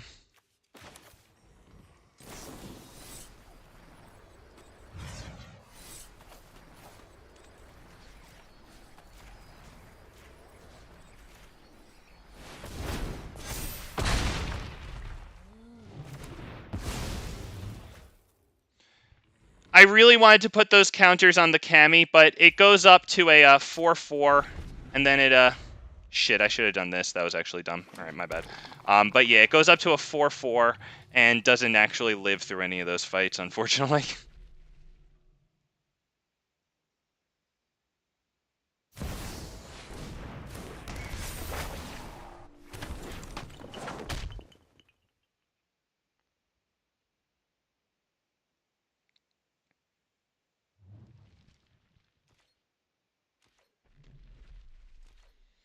I think Vorinclex comes in at this point. It also prevents their Jugan defends the temple from ticking up, which is kind of cool. I want the card draw too.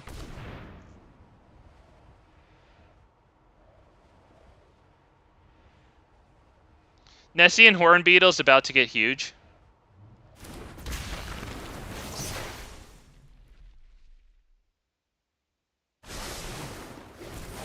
Ooh, I'd love to get that thing on the field. Okay.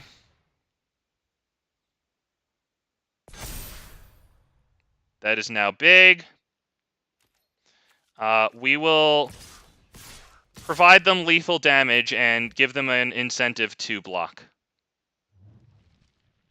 They only have to block like the 10-10 with the 1-1. But then they'll have to take a lot of damage and really think about what they attack and block with their next turn, you know. Actually, big fat MTG, people don't block on their turn, idiot. They attack. This guy's an idiot. Alright, we're definitely going to kill the 3-4 here. Yep. Yes, we have officially stressed this guy out. We want to kill this too. If they have any combat tricks, we want to kill that thing first. Yep, exactly. They have a combat trick. We get rid of the thing that we wanted to. Pass turn.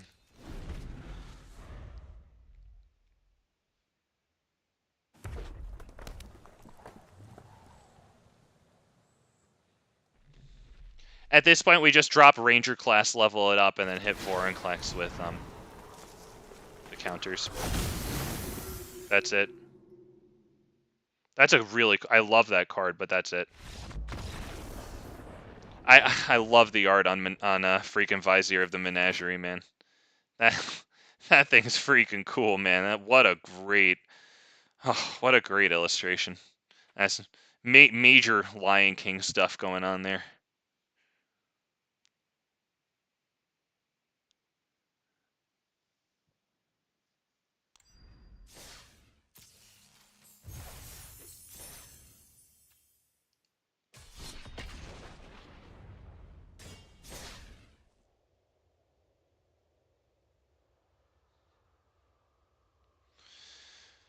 Whew.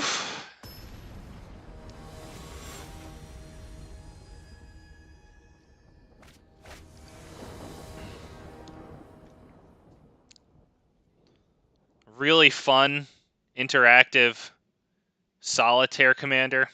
Cool. That's so awesome. What a cool commander. Let's mulligan that.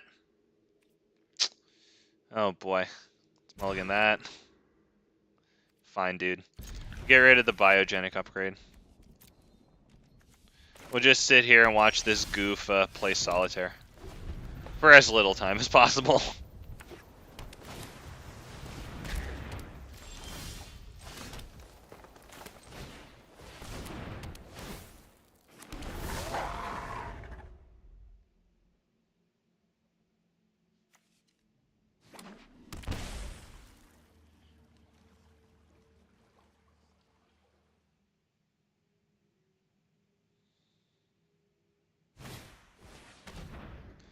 Alright, they get to pick pretty much anything here. I don't think we should fight their commander until it's been on the field for a turn, right? Because, like, they rig the top card of their library and then cast it, right? So we need to wait for them to draw that spell and it not be on the top, right? I guess.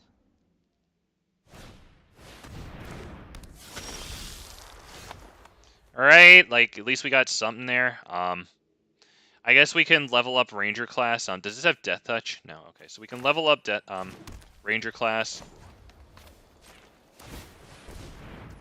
We can probably drop the Ozolith, I guess.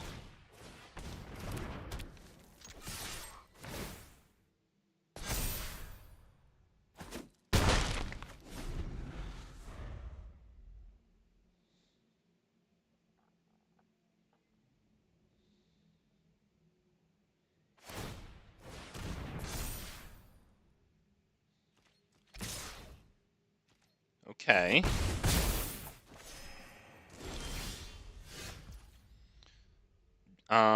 Probably, I guess Lair of the Hydra is fine here.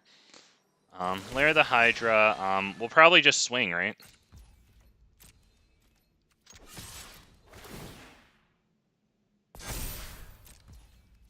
I don't really know what else to do. I mean, do we kill their commander with Blizzard Brawl when it enters? I guess they're stuck on this number of lands.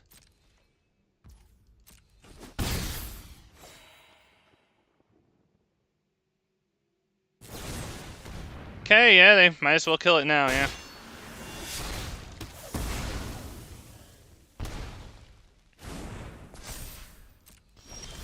Okay. How are we going to do this? Do we want to make Lair of the Hydra into a 2/2 creature? Probably.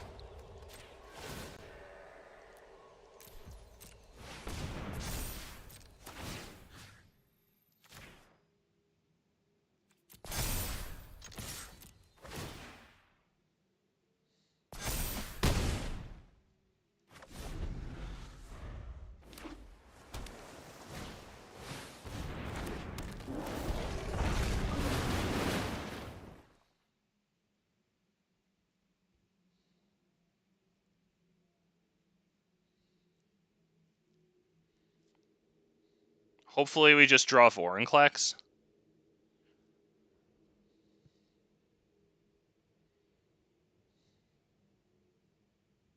Because Vorinclex swinging as an 8/8 after it accepts the Ranger class counter cannot be double blocked by them, which is kind of nice. They'll probably still just block with this so they can cast whatever they rig onto the top of their library.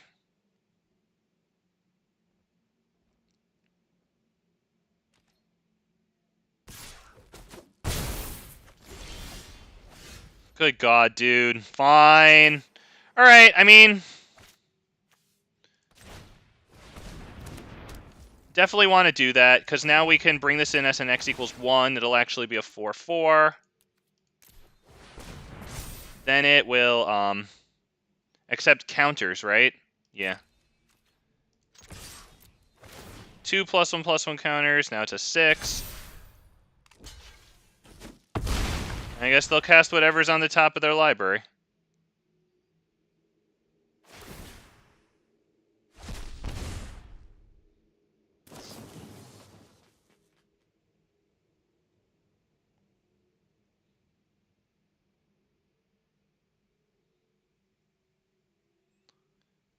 What are they going to do here? I'd imagine maybe they draw a card. Non-land permanent isn't terrible.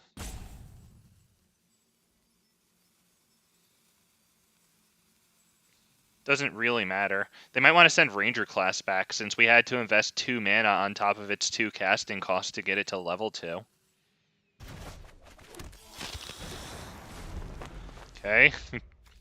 Guess he probably should have done this one, but whatever. Maybe not, and maybe I'm wrong. He left his commander in the graveyard.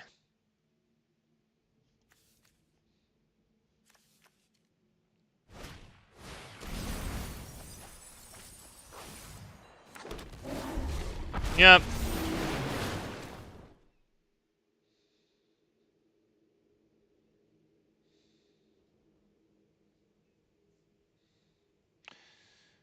So, if we get the land, do we even drop Vorinclex?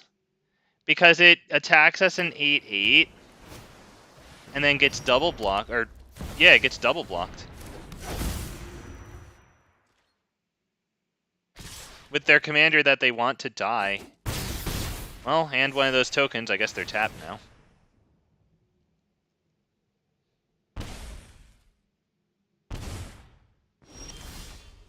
Good God, dude. Come on, man. Alright, this is great. How are we gonna do this? Do I make this a creature? If I make this x=1, then it enters as a 6/6, at which point I can play... I can't play the Great Henge. Would I be able to play the Great Henge there? If I make this x=0, or x=1, and this, then I can play the Great Henge, and then I can tap it for Ozolith. Does that really matter? Is that actually good? X=1. Just so that it becomes a creature and gives the Great Henge a discount. Now we'll go ahead and do that.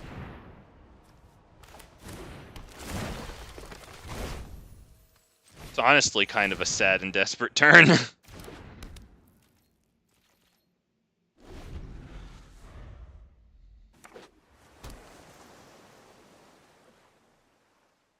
I mean, we're at 5, dude, and we're tapped out. I mean, good game, buddy. That's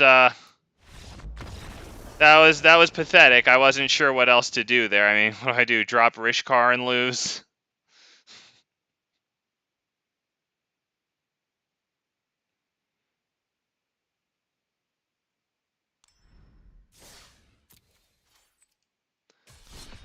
Oh, man, too bad. Oh, too bad. Wow, we got held back. I think we would have had a chance there if we weren't held back that hard with the lands. That was pretty rough. Oh, gosh.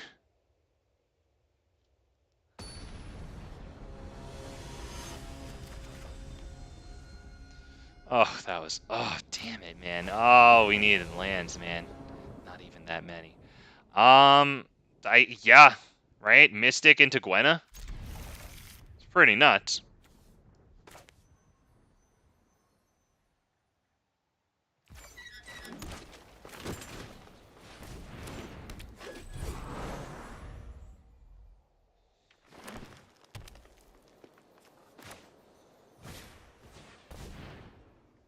All right.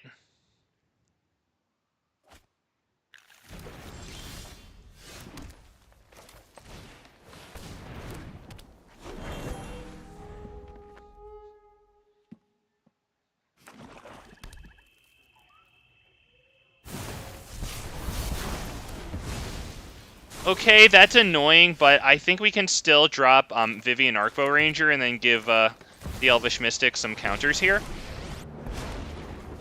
My heart beats in unison with the wild. Yep. This will be fun to watch. Next turn, Hardened Scales, do that again.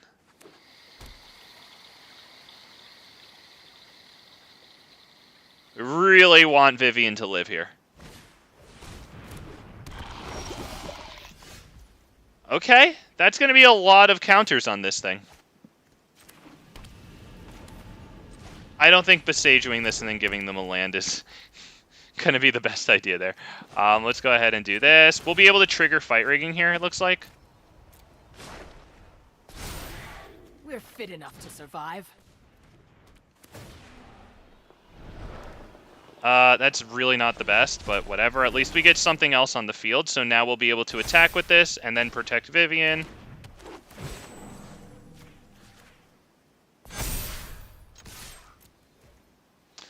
$10-10 Elvish Mystic. What a Chad.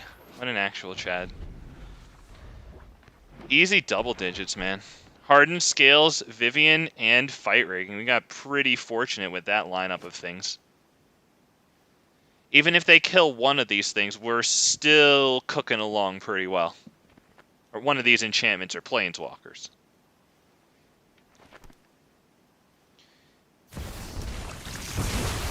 Destroy all non-dragon creatures. I mean, yeah, that took a lot of stuff off the field, absolutely. We have to go Branching Evolution here.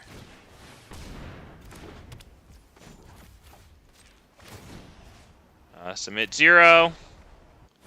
So we're kind of beached right now. That's pretty brutal.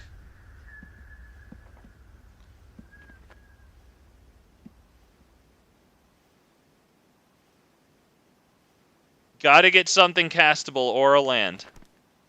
I prefer just something castable.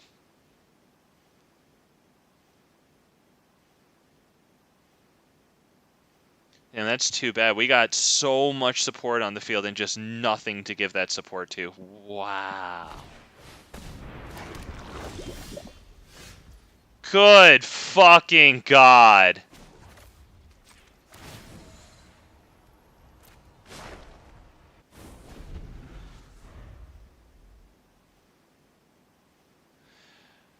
All right, I'm calm.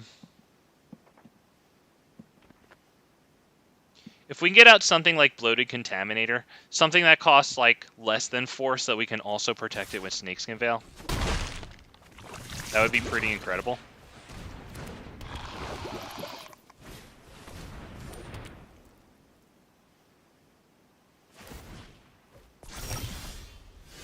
Hey, yep, there it is. That's like almost exactly what we needed.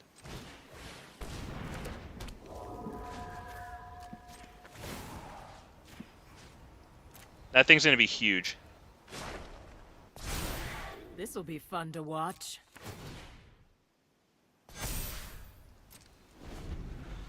Taps for 13 mana. That means we're going to use it for Surrak and Goreclaw into Vorinclex. Or if they obviously hold open counters, we'll just keep casting Vorinclex. Well, we'll cast it twice. Return target creature an opponent controls to its owner's hand. It's exactly why we wanted something that costed less than 4. Please don't have the answer again. Please don't. Oh, yes.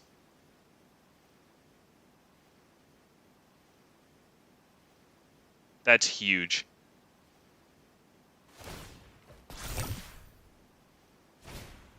Alright, Surrak and Goreclaw into Vorinclex. This is going to get freaking ugly, boys. And we're going to make sure this thing has trample because Vivian Reed, distribute 2 +1/+1 counters among up to 2 target creatures, and they gain trample until the end of turn. So we'll start with this one, I guess, right? Yeah, right, I have to tap that. I guess trample doesn't matter. My bad. This.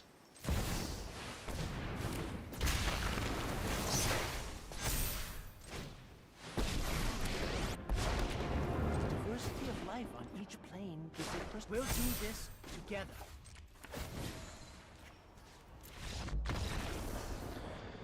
Oh, man, you didn't want to see what number it was going to get to, man? Come on, man, you didn't want to see what number it was going to get to. We were going to put on 2 +1/+1 counters, +1, plus another one, so that's 4. And then doubled twice, so 16 more counters onto this thing. This was going to be a 42-42. Not bad. Not bad, dude. Thank God we drew that Cammy. Not gonna lie, we got very screwed before we drew that Cammy. I don't necessarily feel lucky. I feel like we were very unlucky and then lucky, which balanced out. Jesus, man. Jesus. 4 lands. Did that one on freaking 4 lands, dude. Thank God we protected that thing with Snakeskin Veil. Dude, it gave us 18 mana. 18 mana the turn after it got onto the field.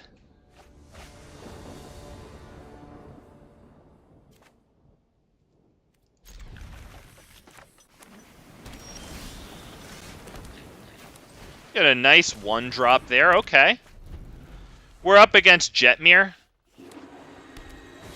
We have very minimal interaction here. We have Vivian Arcbow Rangers -3, which we can use, like, kind of once every, like, 4 turns, basically.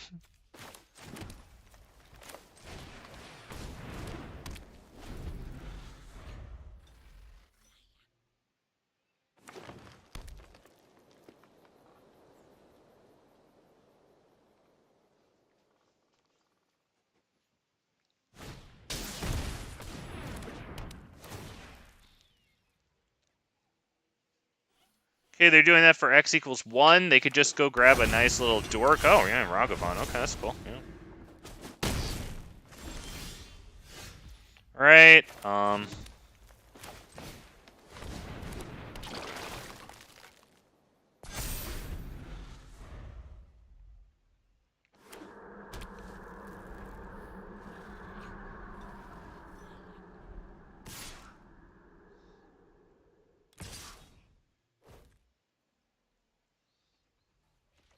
yeah, no blocks. Go for it. Yeah, you go ahead. Yeah, you got it.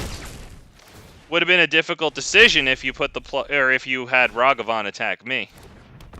That's huge. I'm not really ready to deal with that, to be perfectly honest. I think we're just about dead here, because I cannot really kill anything of theirs, right? Yeah, not really. I mean, I can use Vivian to destroy like the 4/2, I guess. Civilization has crept too far. Tear it down. Yeah.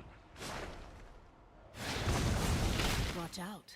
Well, like, that doesn't matter. Like, we're not freaking doing anything here.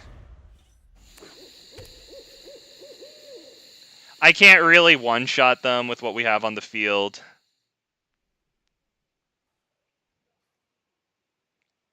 They've got 18 damage on the field right now. 17, 21, and yep, no blocks. That would be a...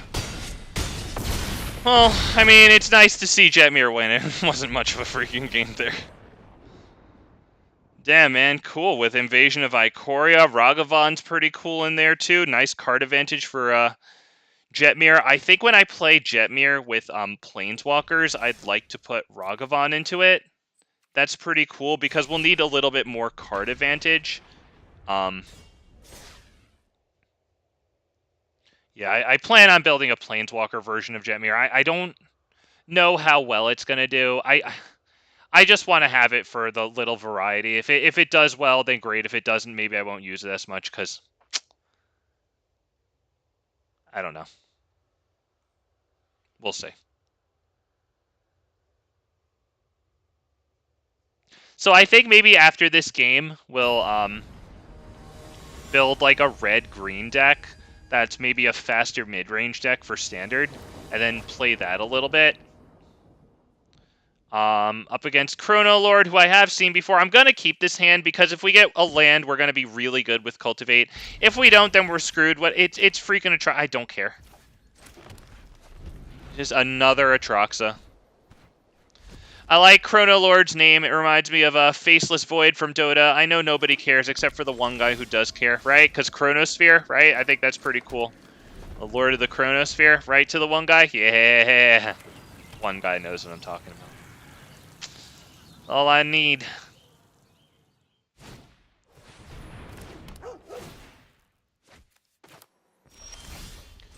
All right.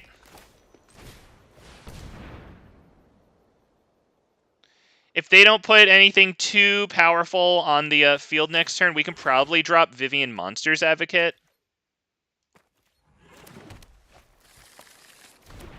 Helps us come back from board wipes.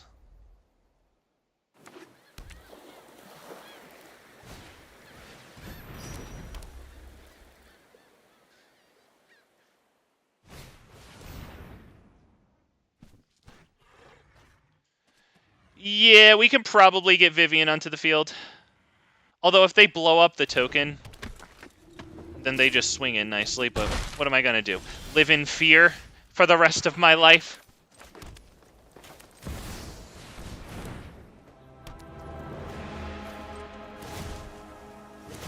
Reach. I don't think we'll be attacking with these for a while, so we might as well start building an anti-Atraxa army there.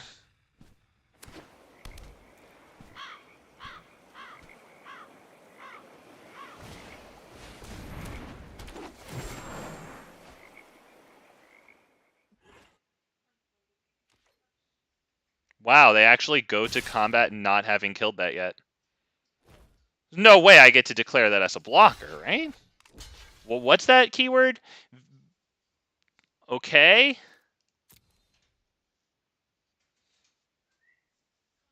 It doesn't have trample, so even if they kill our token, that attack is negated. Nothing a poultice can't heal. All right. Go ahead and think. What am I going to do here? Start with this one, I guess, right? I mean, we could get Defiler Vigor out with Vorinclex, but I kind of want to build up the board a little harder here. Let's get a reach down. Reach. With 6 mana, probably this into Selvala. Actually, shit, now that I thought about it, damn it, I should have played Selvala first, right? And then made this token. It would have been the biggest thing on the board. I would have had a draw out of Selvala. Damn.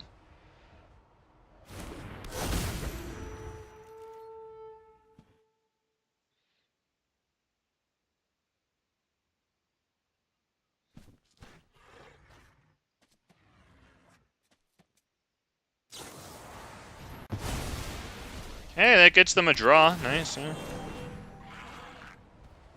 I'd imagine if they do that, like a thing that could obviously be better used on their commander, they either have another one or they really needed the land.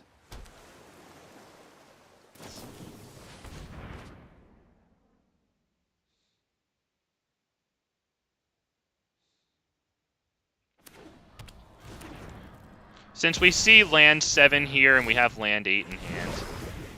We'll probably go Vivian into Defiler.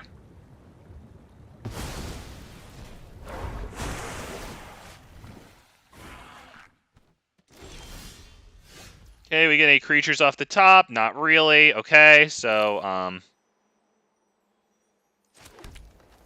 think Vorinclex. We should probably minus Vivian, see what we can get here. I think Defiler Vigor is probably good. Savagery loves company. Right, I can't think of too much else that's going to be like super good here. Toski might actually be pretty good to draw us cards and survive a board wipe, honestly. Yeah, I think Toski might be it, to be honest.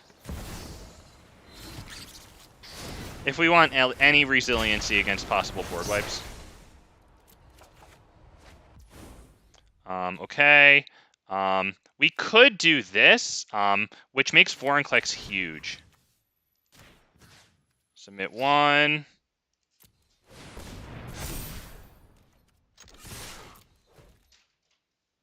That's a 32-32. They have 3 toughness on the field.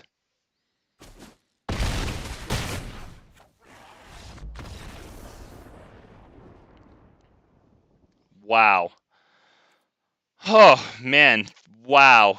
We got the Selvala. We got a bunch of mana out of her. Wow, just enough to hit that thing. Yeah, this thing is fun, because it can actually win you the game. Like, sometimes it's not the best, but, like, this thing will actually win you the game, man. Like, they were either about to drop a board wipe or a fat Atraxa, and then with Thassa, they were going to blink it in and out at the end of the turn and just freaking do it again. It was going to take them, like, 2 minutes just to get through their end step. Oh, man. Wow. All right. Hit that like button, boys and girls, because, like, that biogenic upgrade card deserves it, man. You distribute 3 +1/+1 counters amongst your creatures, and then you double the number of counters on each one of those creatures you just put counters on. All right, so let's get rid of which one here. How about this for right now?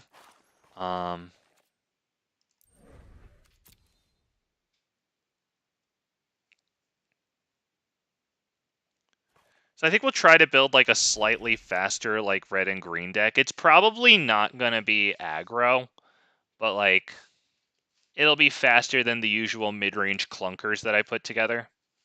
We'll probably try to top out with like Halan and Elena here, I think. And just like with anything, I have to consider what I'm going to use for drawing here. Am I really going to use Tribute to the World Tree? It's very tempting in this deck here, which I want to be a red and green deck because I'm an idiot. So I know how to build a red-green deck decently, so that's what I'm fucking doing, okay? What you think I'm going to sit here and build, like, black and white Orzhov mid-range control for you out of nowhere? Yeah, let's start with a key idea and the general idea that we want board wipe in, or sorry, that we want card draw, not board wipe, Jesus Christ. Yeah, that we want card draw in here. The general idea is probably going to use like Halan and Elena, Bloated Contaminator, like Shivan Devastators. Since we're using Bloated Contaminator, I have to wonder if I want to have Kumano versus Kakazan in here, because it's pretty darn decent with Bloated Contaminator. Honestly, I'd probably want more Quirion Beastcallers. I just don't want to put the rears into that right yet.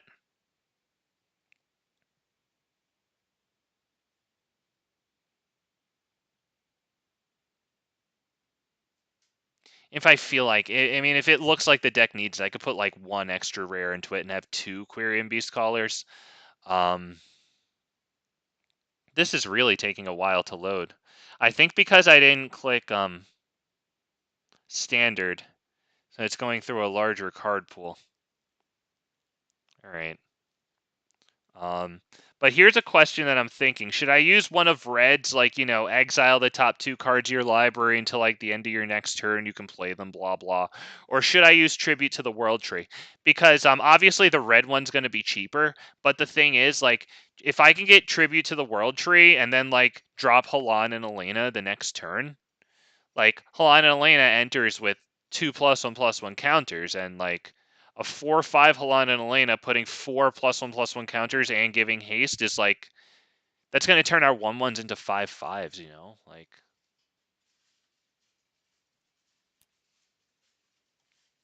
Jesus. Okay, so we can start with probably 3 of them. I don't know if we need 4 here. We're kind of trying to max out on a 4. So I'm trying to personally max out on 4 and see if I can stick to that. I probably won't be able to. But yeah, I really love the interplay between Halana and Elena and freaking Bloated Contaminator, right? Makes it a 6/6 trampling toxic that then proliferates. I think that's really cool. Let's see. Shivan Devastator sounds like a pretty cool thing. And now I have to start thinking about what I want to actually put into the deck here. Like, what's the 1-drop going to be? Is it going to be Monastery Swift Spear? I'll just put the 1 right there, or whatever. We'll put up to 4. I'm not going to get them necessarily yet. Is it Evolving Adaptive? It honestly probably should be, right? If I'm going to run 4 Bloated Contaminators, I should probably run this thing that can profit off of the proliferate. So why don't we go ahead and drop these? Kumano versus Kakazan is still is it 2 M's? I guess it's Kuman. No, okay. So Kumano versus Kakazan, that's nice because obviously the Saga proliferates really nicely, and then also the creature enters with a +1/+1 counter that could be proliferated nicely, so that's pretty cool. I wonder if that's enough in the top end, except for maybe like removal spells. Like, do you think like maybe I spelled strangle wrong. Good for me. Reading's hard. 1, 2, 3 kind of feels all right there, right? What's the 2-drop gonna be for this? Is it gonna be this? Because like this could be. I have 3 of them. It gets obviously increasingly good with Halan and Elena. The Kumano it's a nice thing to bring in after Kumano versus Kakazan as a 4/2 that can stop a blocker from happening. I'll put it in right now. I think it might come out, but I'll put it in. I'm thinking right now, Quirion Beastcaller is probably really nice for me too here. If I'm gonna have a decent like low end, like I already see 4 here, 2 of these, probably 3 of these. So we'll consider having 2 Quirion Beastcallers. I don't know if we run Armored Scrapgorger in here since we're kind of a little more aggro-y. So I'm going to think about like maybe this one might be good. Maybe 2 Deeproot Wayfinders, so I don't have to really spend another one on them too. But they're pretty good because if we can use it to get a land onto the battlefield tap, that's freaking card advantage, you know. The Surveil is obviously just good in and of itself. And it's a pretty decent acceptor of Kumano versus Kakazan, because if we play this turn 2 and it accepts the +1/+1 counter, that's 4 toughness, right? That's considerable, a 3/4. So yeah, feeling okay with that one right now. How many cards do I have in here? Hang on, I gotta move my freaking text box. All right, we have 51 cards in here right now. We could probably take it down to like 23 lands, maybe even 22, but I think I'll start by taking it down to 23. And we'll fill in the rare lands at the end here. Now I'm thinking, what's another good 3-drop? We might want like 3 or 4 more 3-drops here, and probably like same 3 or 4 more 2-drops. And then we have to think about card advantage too. And I wonder if like a Tribute to the World Tree is good. I wonder if we should go the like Fable of the Mirror Breaker and Tribute of the World Tree thing here. Do we think this is a good deck for 4 Fables? I know that Fable's a little slower. It plays kind of nicely with Bloated Contaminator, though. It plays nicely with Tribute to the World Tree because it puts in things for Tribute to the World Tree to give us cards. Right? What's Red's draw spell right now? Do I really want that? Keldon is a thing? Maybe we could put in Keldon. Is that his name? What's Red's freaking 2-drop there? What's his name? It's a rare, right? Let's actually just make it red. What the hell's his name?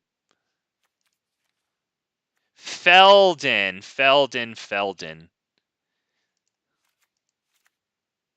I like 2 Feldons, because I have 2 Feldons, pretty much. Do we want Tribute to the... Because, I mean, Tribute's going to be really good with Halan and Elena. We could do 4 Tributes, 4 Fables, and then be done here and see how we do, I guess. Because the Tribute to the World Tree is just like... It's my card advantage in green, and it gets monotonous, but, like, it's my only freaking option in Standard right now, you know? Unless if we take, like, Red's, Exile, top, right? What do we got here? Oh, right, not rares. Sorry, let's rare a mythic. I might as well put on not collected. I don't think this is really going to be it there. That's okay, because in removal tribal meta, like, that's going to die more often than not, you know? Where is it? Reckless Impulse here. Like... Is this the one to use, you know? Because we do have a decent amount of 1-drops. Tribute to the World Tree does take a turn, which kind of runs antithesis to what we're trying to do. Damn it. I don't know. I might want Tribute to the World Tree, honestly. All right, let's just run Tribute to the World Tree and Fable. But, like, obviously that that other card in red, the 2-drop sorcery is pretty darn good too there too, I would definitely say.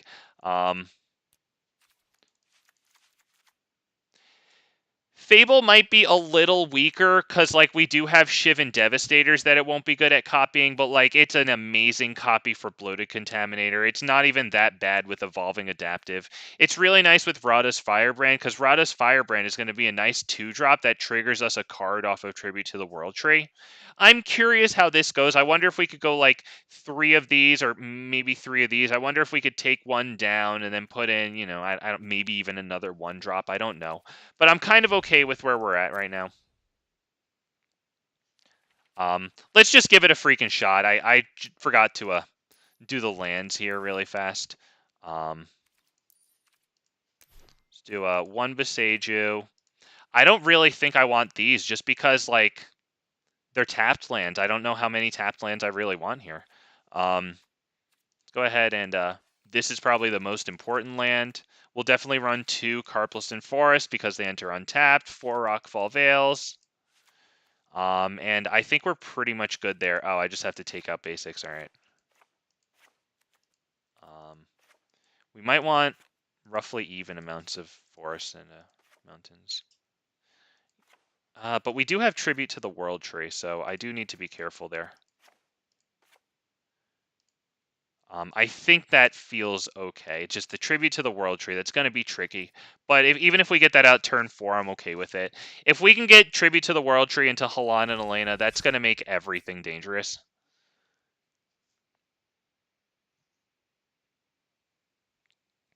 I tried to build a faster deck, okay? I tried. So play. I didn't give that a name, so we'll look for the deck without a name.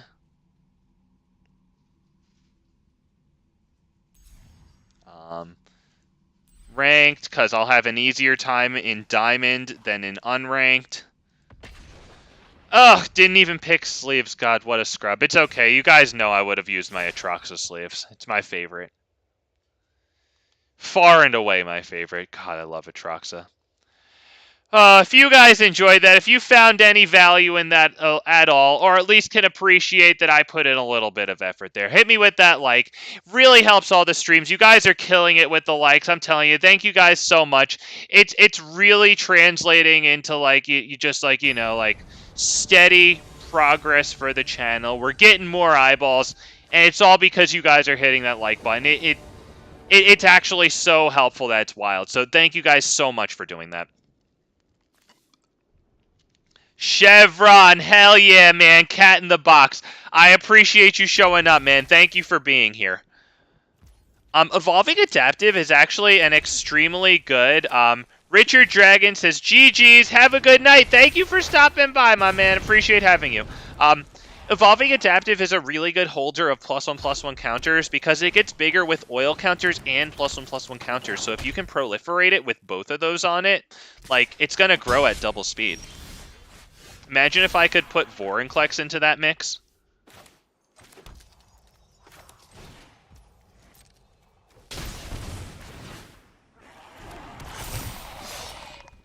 We'll do this one, so that way next turn the other one can come in looking exactly the same.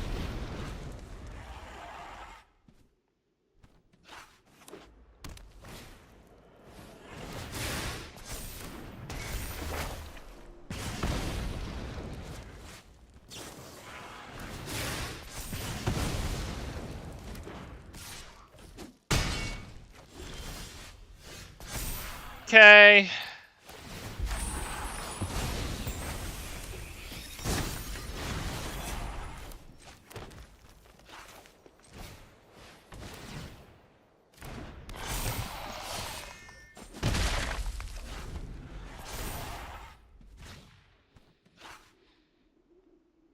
If we can get that land, and we can drop Halan and Elena, we're going to feel really good about that.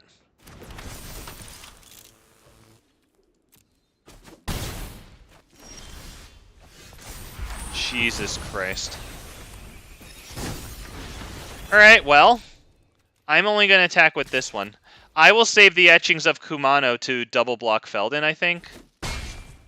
Even though that does kind of suck to double block them. Because it would get dealt damage. Would it get dealt damage twice? I don't think so. I think that would count as one instance of 4 damage, right, if we double block it.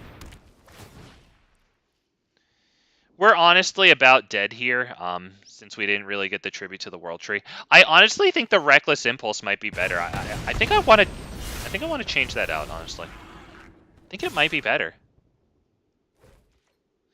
Let's go ahead and block this one, and nah, not that one, I guess.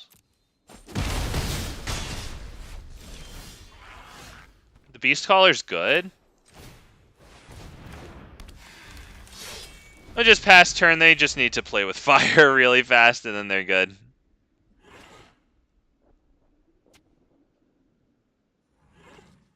We have to sit here and get lucky for a real long time to win this one.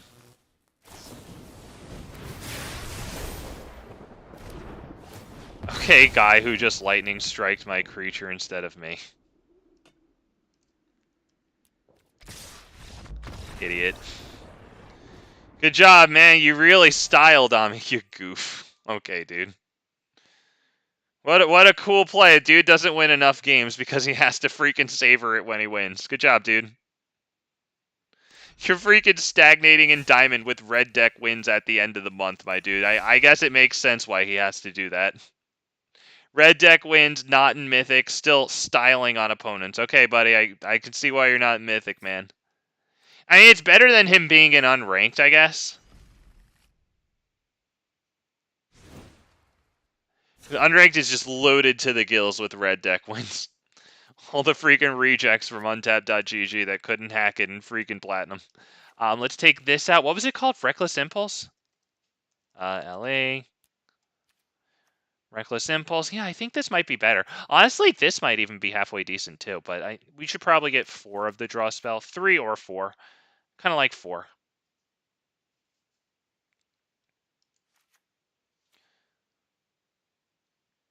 At this point, do I take out Radha's Firebrand for, like, this thing? Because it does give haste, which is pretty good, and it does interact pretty nicely with Halan and Elena. I do have Feldon to have kind of decent draw there. But we're really eating at the creature count. Maybe I should take out 1 Reckless Impulse, because we do have Feldon, and then I can put in 2 of these. How many cards do I have? 61 cards. Let me take out 1 of these. Okay, I kind of like the hasty guy. The Reckless Stormseeker will be nice with, like, both of the Fable of the Mirror Breaker things, right? You know what? You guys, I didn't give myself sleeves. Hang on.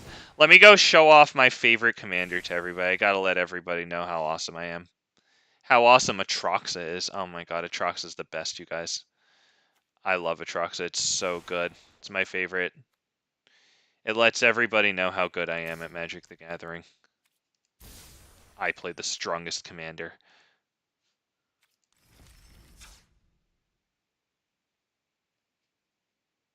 That means I'm the best. My win rate is high. That means I'm good.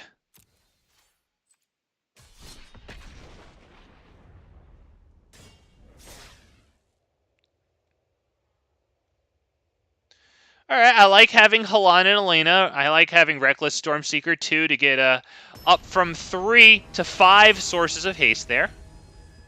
Feeling pretty good about that. Reckless Stormseeker to get haste to the Fables feels really good. I guess we take that. We open up with Kumano into Shivan Devastator. X equals 1. It gets a +1/+1 counter. You know, I have 23 lands. You give me a 3-land hand. Like, it's just 1 less than the default 24. Okay. But, yep, this seems good enough.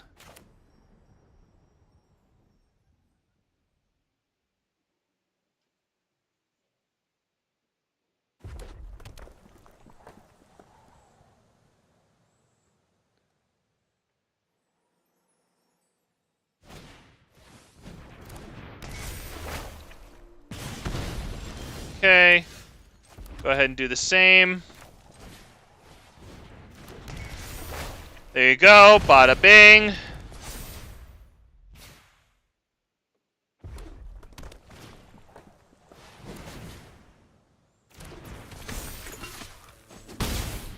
I don't think we should strangle that now. I think we should make use of the +1/+1 counter to get our Shivan Devastator out. We could also get out Radha's Firebrand, but I like the Devastator.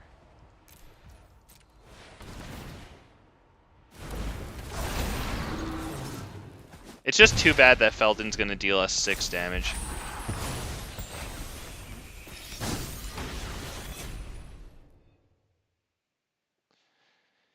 Pro tip, you guys, if you don't want to, if you're tired of facing red deck wins, make a life gain deck, and the matchmaking system will protect them from you.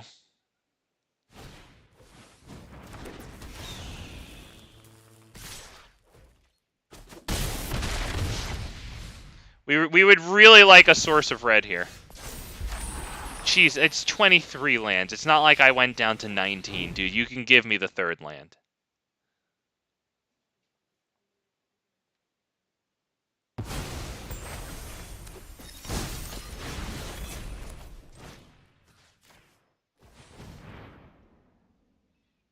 We are unfortunately giving them access to a card. But we are taking 3 damage off the field and we have 10 life.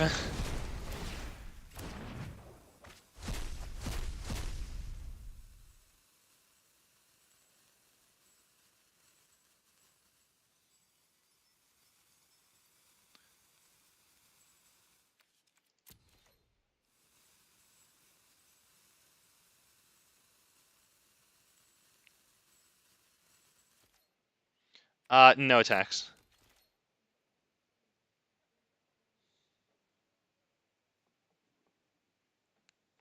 My god, dude, you're the greatest player in the world. Just go. Are you going to play with Fire the Shivan Devastator so that your Phoenix Chick can attack through or not? That's your play. We're actually facing the single greatest Magic the Gathering player. You can tell because he's taking long for stupid shit.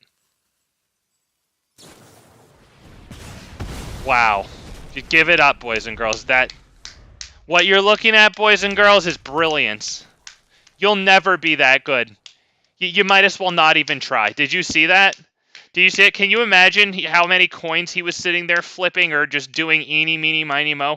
Can you imagine how many verses of eeny, meeny, miny, mo, catch a tiger by the toe, this guy went through in order to arrive at that decision? Do you think he was actually doing science there? Do you think he was like consulting charts and the stars and shit? Do you think he had like Erlenmeyer flasks and shit on top of lab equipment, just like sitting there, you know, just really contemplating the absolute best thing there?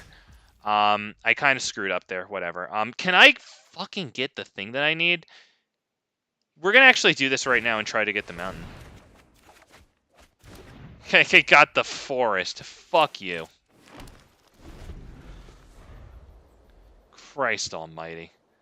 I don't see a point in continuing here. They got 3 cards in hand. This is already doing 3 damage. Lightning Strike ends it. Yep, good game. Well played. Well played, well done.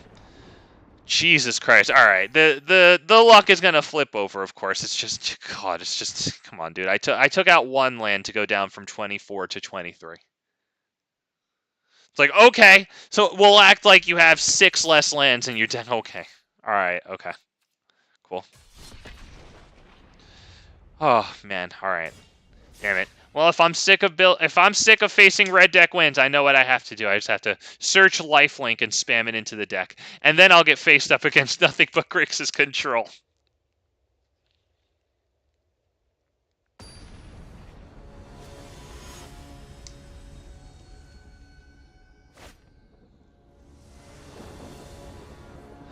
Okay. No. Wow, dude. You know, I really tried to balance out the mana curve here. I truly did.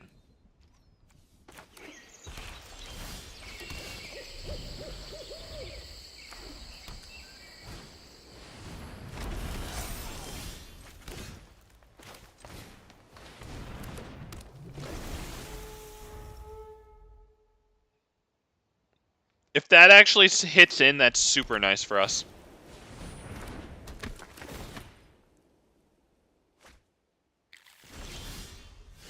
Shivan Devastator is pretty cool. Why don't we go ahead and swing? Because I think I want to drop the Bloated Contaminator.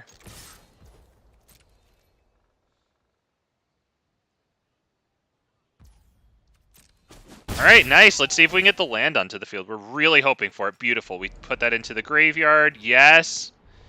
Then it comes to the field tapped. Beautiful. Beautiful. That's Bloated. Because next turn, if we swing with Bloated and Shivan Devastator and then proliferate Shivan Devastator, that's huge.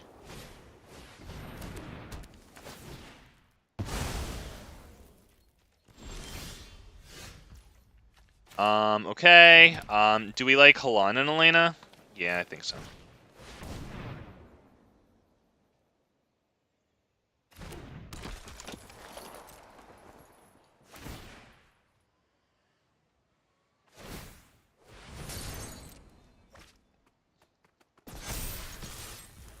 That might get the block, and that's 4 power. Yeah.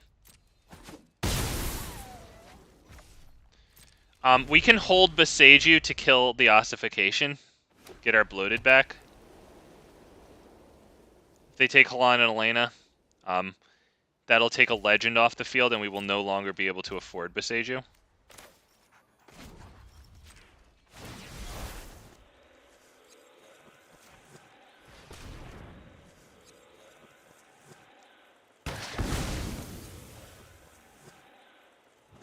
I would have to assume the Wandering Emperor, given that they just mono white just passed with all of their freaking lands open.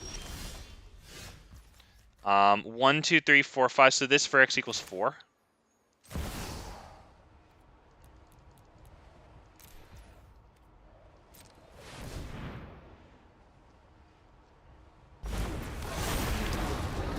We'll put the +1/+1 counters on it. I think we should swing with everything, including Halan and Elena.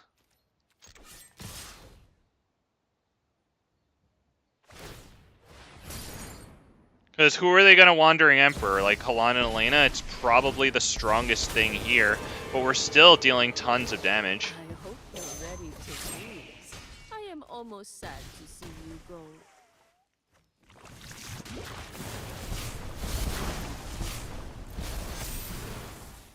Alright, yep. Another land. That's beautiful. We don't have to... Come on, dude. The game doesn't want... The game's trying to rig me against me so bad. Besage you or that. Probably that.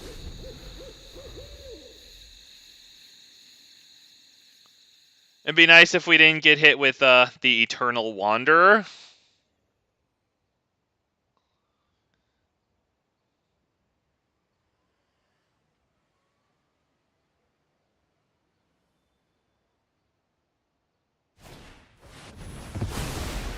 Farewell.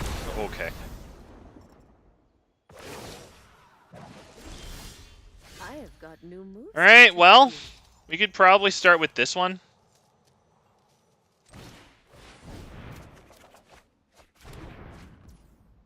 Okay. We already did the land, right? So this.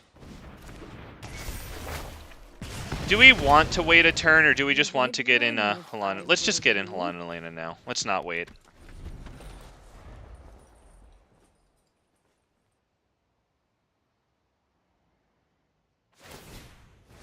We're honestly pretty much dead because they have more cards than us. It's all it is they have more anti-fun than we have fun. So, at this point...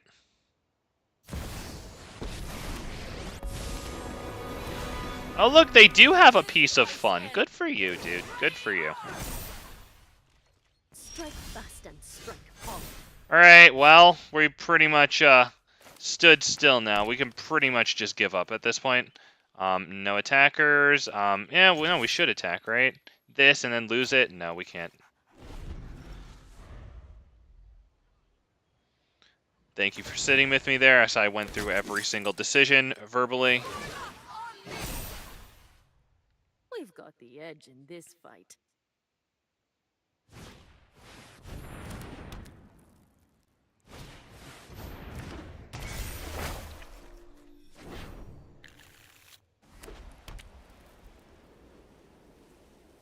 We'll just take a look at the next top deck. now that I sat there and went, where's my lands? Okay, here's my lands. I get it. This game I have 8 of them and the 9th in hand. Okay. I get it. I get it, man. I mean, Feldon's okay, but like... We got nothing here, man. I'll keep Feldon for defense, because they can just take him as a block.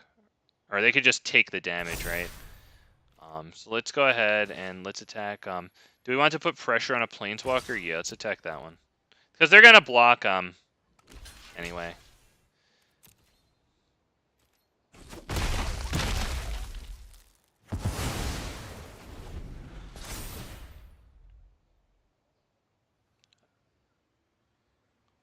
Who do they get back with this? Oh, ossification? Oh boy, yeah, great. I think we're pretty much done there. Oh wait, no, they chose not to do that. Okay.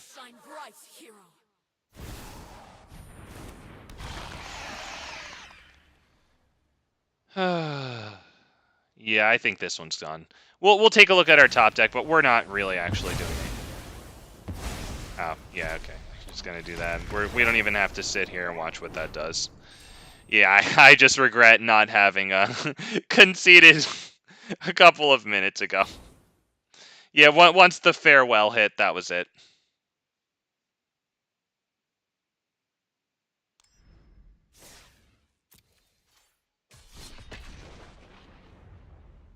I wonder if the Quirion Beastcallers are necessarily right for this one.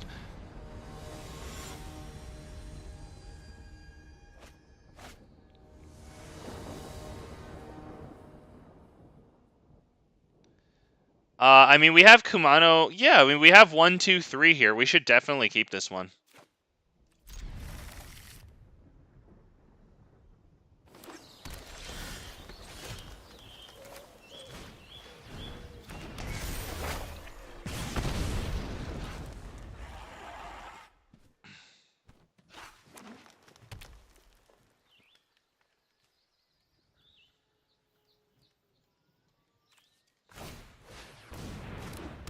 Hajar, nice. So we can smash Feldon at Hajar. I think that's good.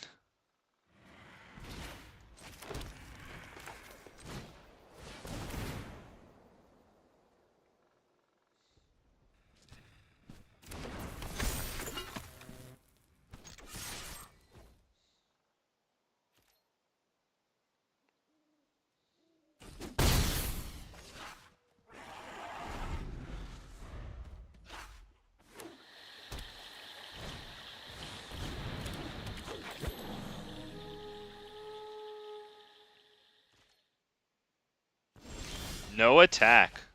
Okay.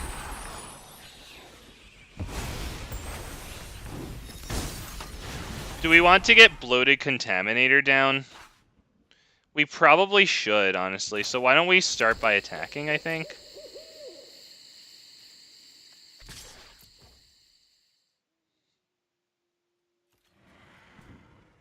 They're probably going to have some big stuff down. Do we want... Honestly, we might want a Reckless Impulse and see if we can get Strangle. We might need to Strangle Gwenna. And they would just sacrifice Hajar, but, like, at least we get it the hell out of here. Alright, well.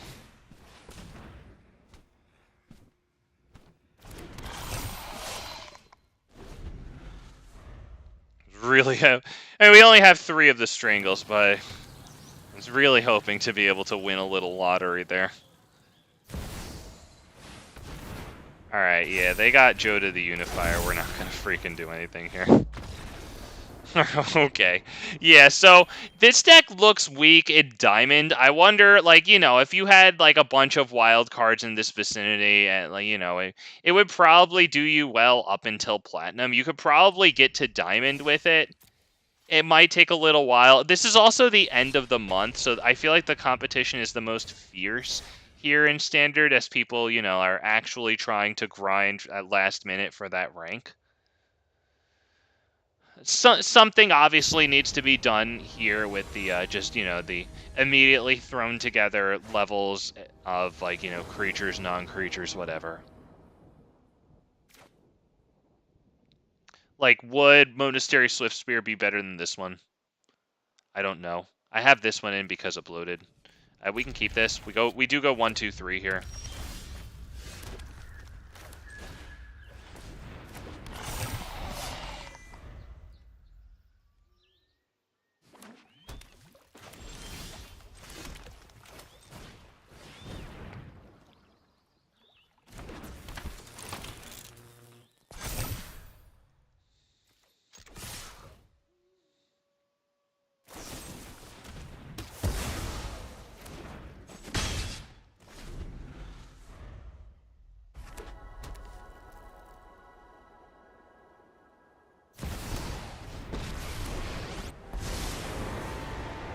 Emotions are distractions. Focus on the fact. Okay. I guess we'll probably just play Bloated Contaminator and not even bother attacking. It's a 0, so pass turn.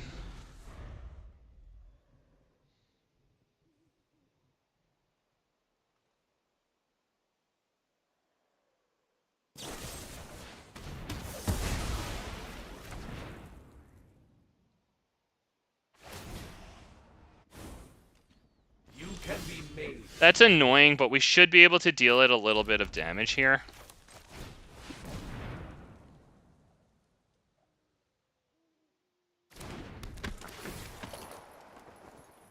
Kalana and Elena very sadly gets cut down.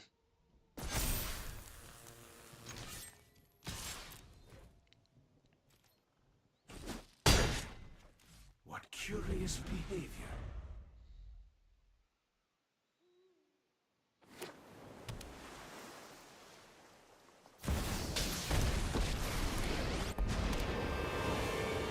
We have to sacrifice Halana and Elena.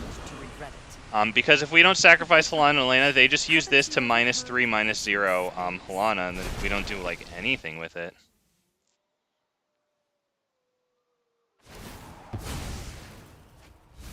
Retreat is... We can improve upon your ideas. Alright, I mean, at least we get rid of their awful, awful Planeswalker here. Actually, let's hold that. Let's hit Reckless Impulse. Whatever. See if we might want to drop a land off of Reckless Impulse. Yep.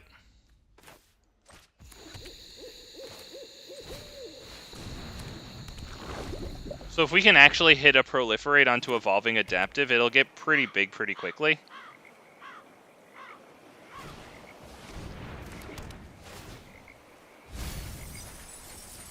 Okay, what's the cards count here? I have to discard a card. Okay, fine, we'll just get rid of that. We have plenty of sources of both colors. We can also proliferate their battle to get it a little further out of their reach, which is kind of nice. We might as well play Boseiju here.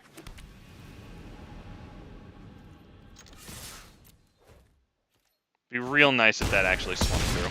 Alright, we're proliferating their battle too. Let's just make sure that that works also. Hang on. Yes, that's good, right? Okay. Okay, that did proliferate. Good. Evolving Adaptive jumped up to an 8-8 there from a 6-6. Nice, because it's got oil and +1 counters that it profits from. That's good. Let's just swing. Let's force them to do something, and then we'll hit Reckless Impulse.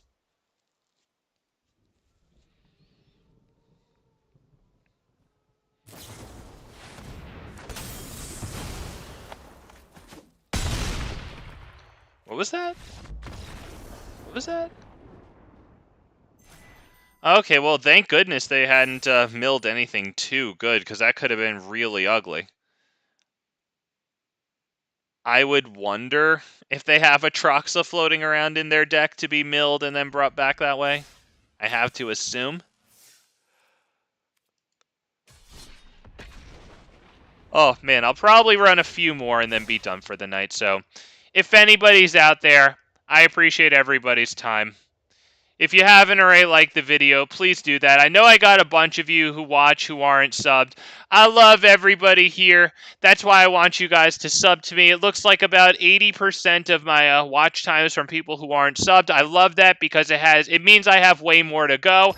If my watch time was 100% from subs, that would probably be kind of like, you know, it'd be nice, but it's like, you know, I don't have any room to go up. So thank you all. If you want to subscribe, I'd call that a good decision. All right, we probably take this.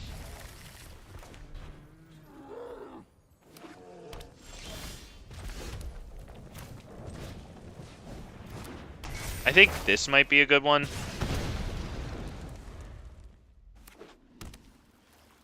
Yeah, I think we could bring this one down.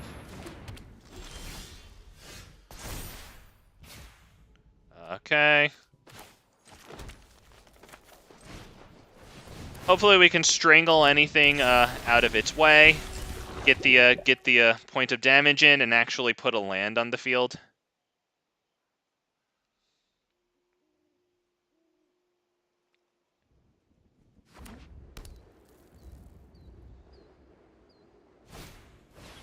Beautiful. High value strangle right there. Huge. Bigly.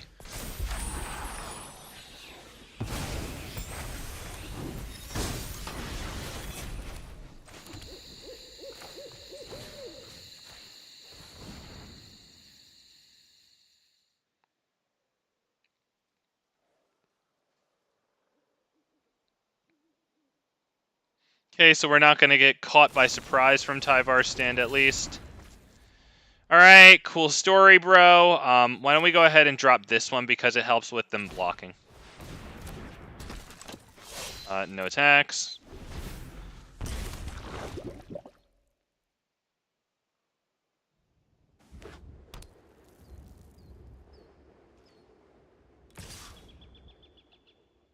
Yeah, they have another Tyvar, so I'm not going to sit there and bother with that. That's obvious. Well, no, I'll just hold it for defense, though. I totally didn't give it away there.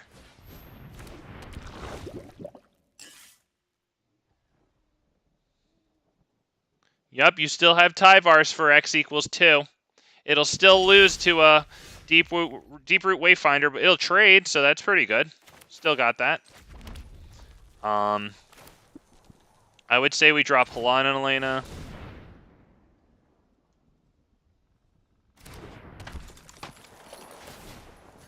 Who do we put the counters on now? Is it Radha or is it this? Honestly, I'm kind of liking Radha. Get 2 nice attacks here. Just this and this. This cannot block.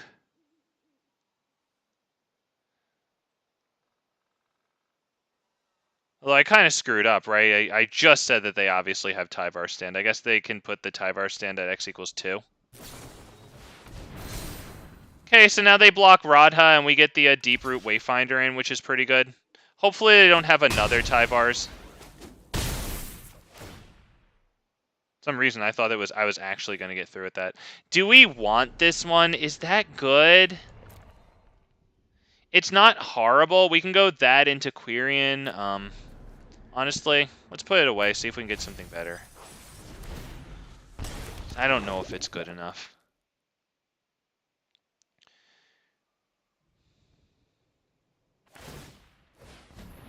I would assume they choose red, then they just get to swing in really nice there.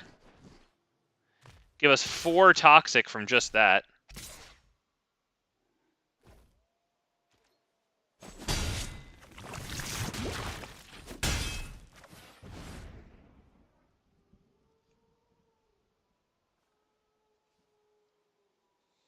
I really hope dropping this into the grave doesn't get me a land. Heh, look at that. Quirion Beastcaller. We'll put counters on it so that we have a bunch of good blockers. I don't think we should attack with anything here. Although we're just losing to a Skrelv's Hive. Maybe we can only attack with that. I think I think that's okay, right? Yeah, I think that's okay. Although, wait, they call green on this thing now, and then they, shit, they call green on that, and now I can't block it. Still, damn it, I'm still getting used to freaking Skrelv. It's been too long, I shouldn't still be getting used to Skrelv. Damn it. That was the worst thing to attack with. I should attack with the 3-4 there. And then whether they call green or red, I still can block with something. So we're taking big toxic here. We have to win next turn. So I basically need, like, Shiv and Devastator. And then to attack with everything. The only good news is that that doesn't have Vigilance. These can't block, so they have to be able to defend with some of the cards in their hand.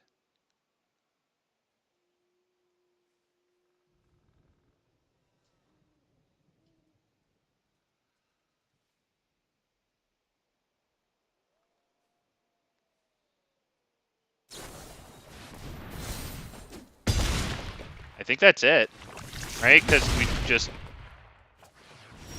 Right? I think we just win now. Right? We just attack. Oh shit, he has 20 life. Oh shit, he has 20 life. I didn't even realize that. Holy shit. How did he get 20 life? Oh, right, from Skrelv's Hive. Okay, yeah, from Skrelv's Hive. Okay, so that's pretty insane, not gonna lie.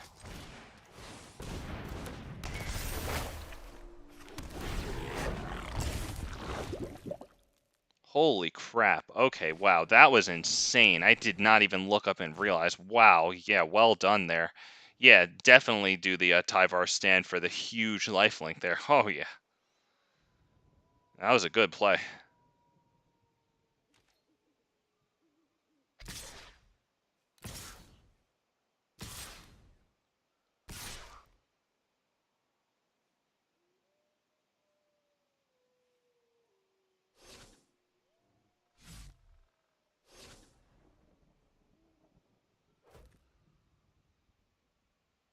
Looks like they have a Tyvars. We should probably block with Quirion Beastcaller, because if they have some combat trick for it... Yeah, then we can at least put Quirion Beastcaller's counters on Halana and Elena.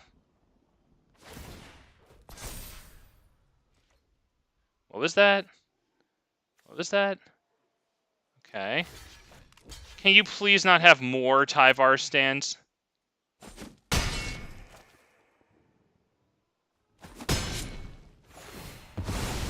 Alright, at least we get to put those counters on Halana and Elena. That's good, because now we can start making things big with it. Can you please let me do something cool this game? Alright, Halana and Elena gets a good first strike block on that thing. We will not do that, submit 0, because this will just give us access to 2 cards. We'll honestly take it.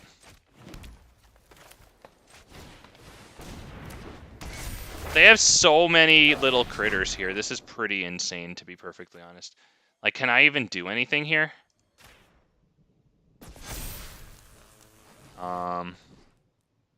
Shit, you know what? I should have put those counters on the deep root. That was bad. That was bad. I can't attack.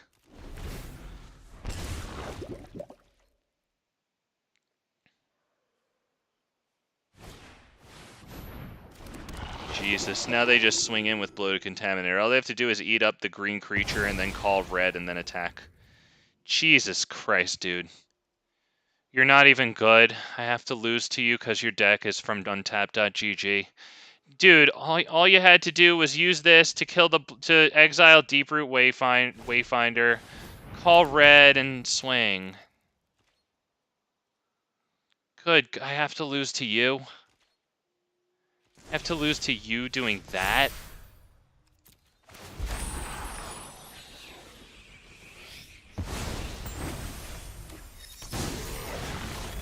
Yep, we will absolutely discard that. Draw.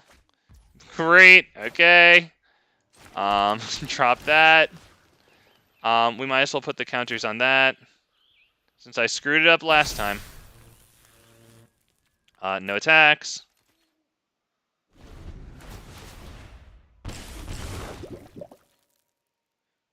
You can't just attack and win.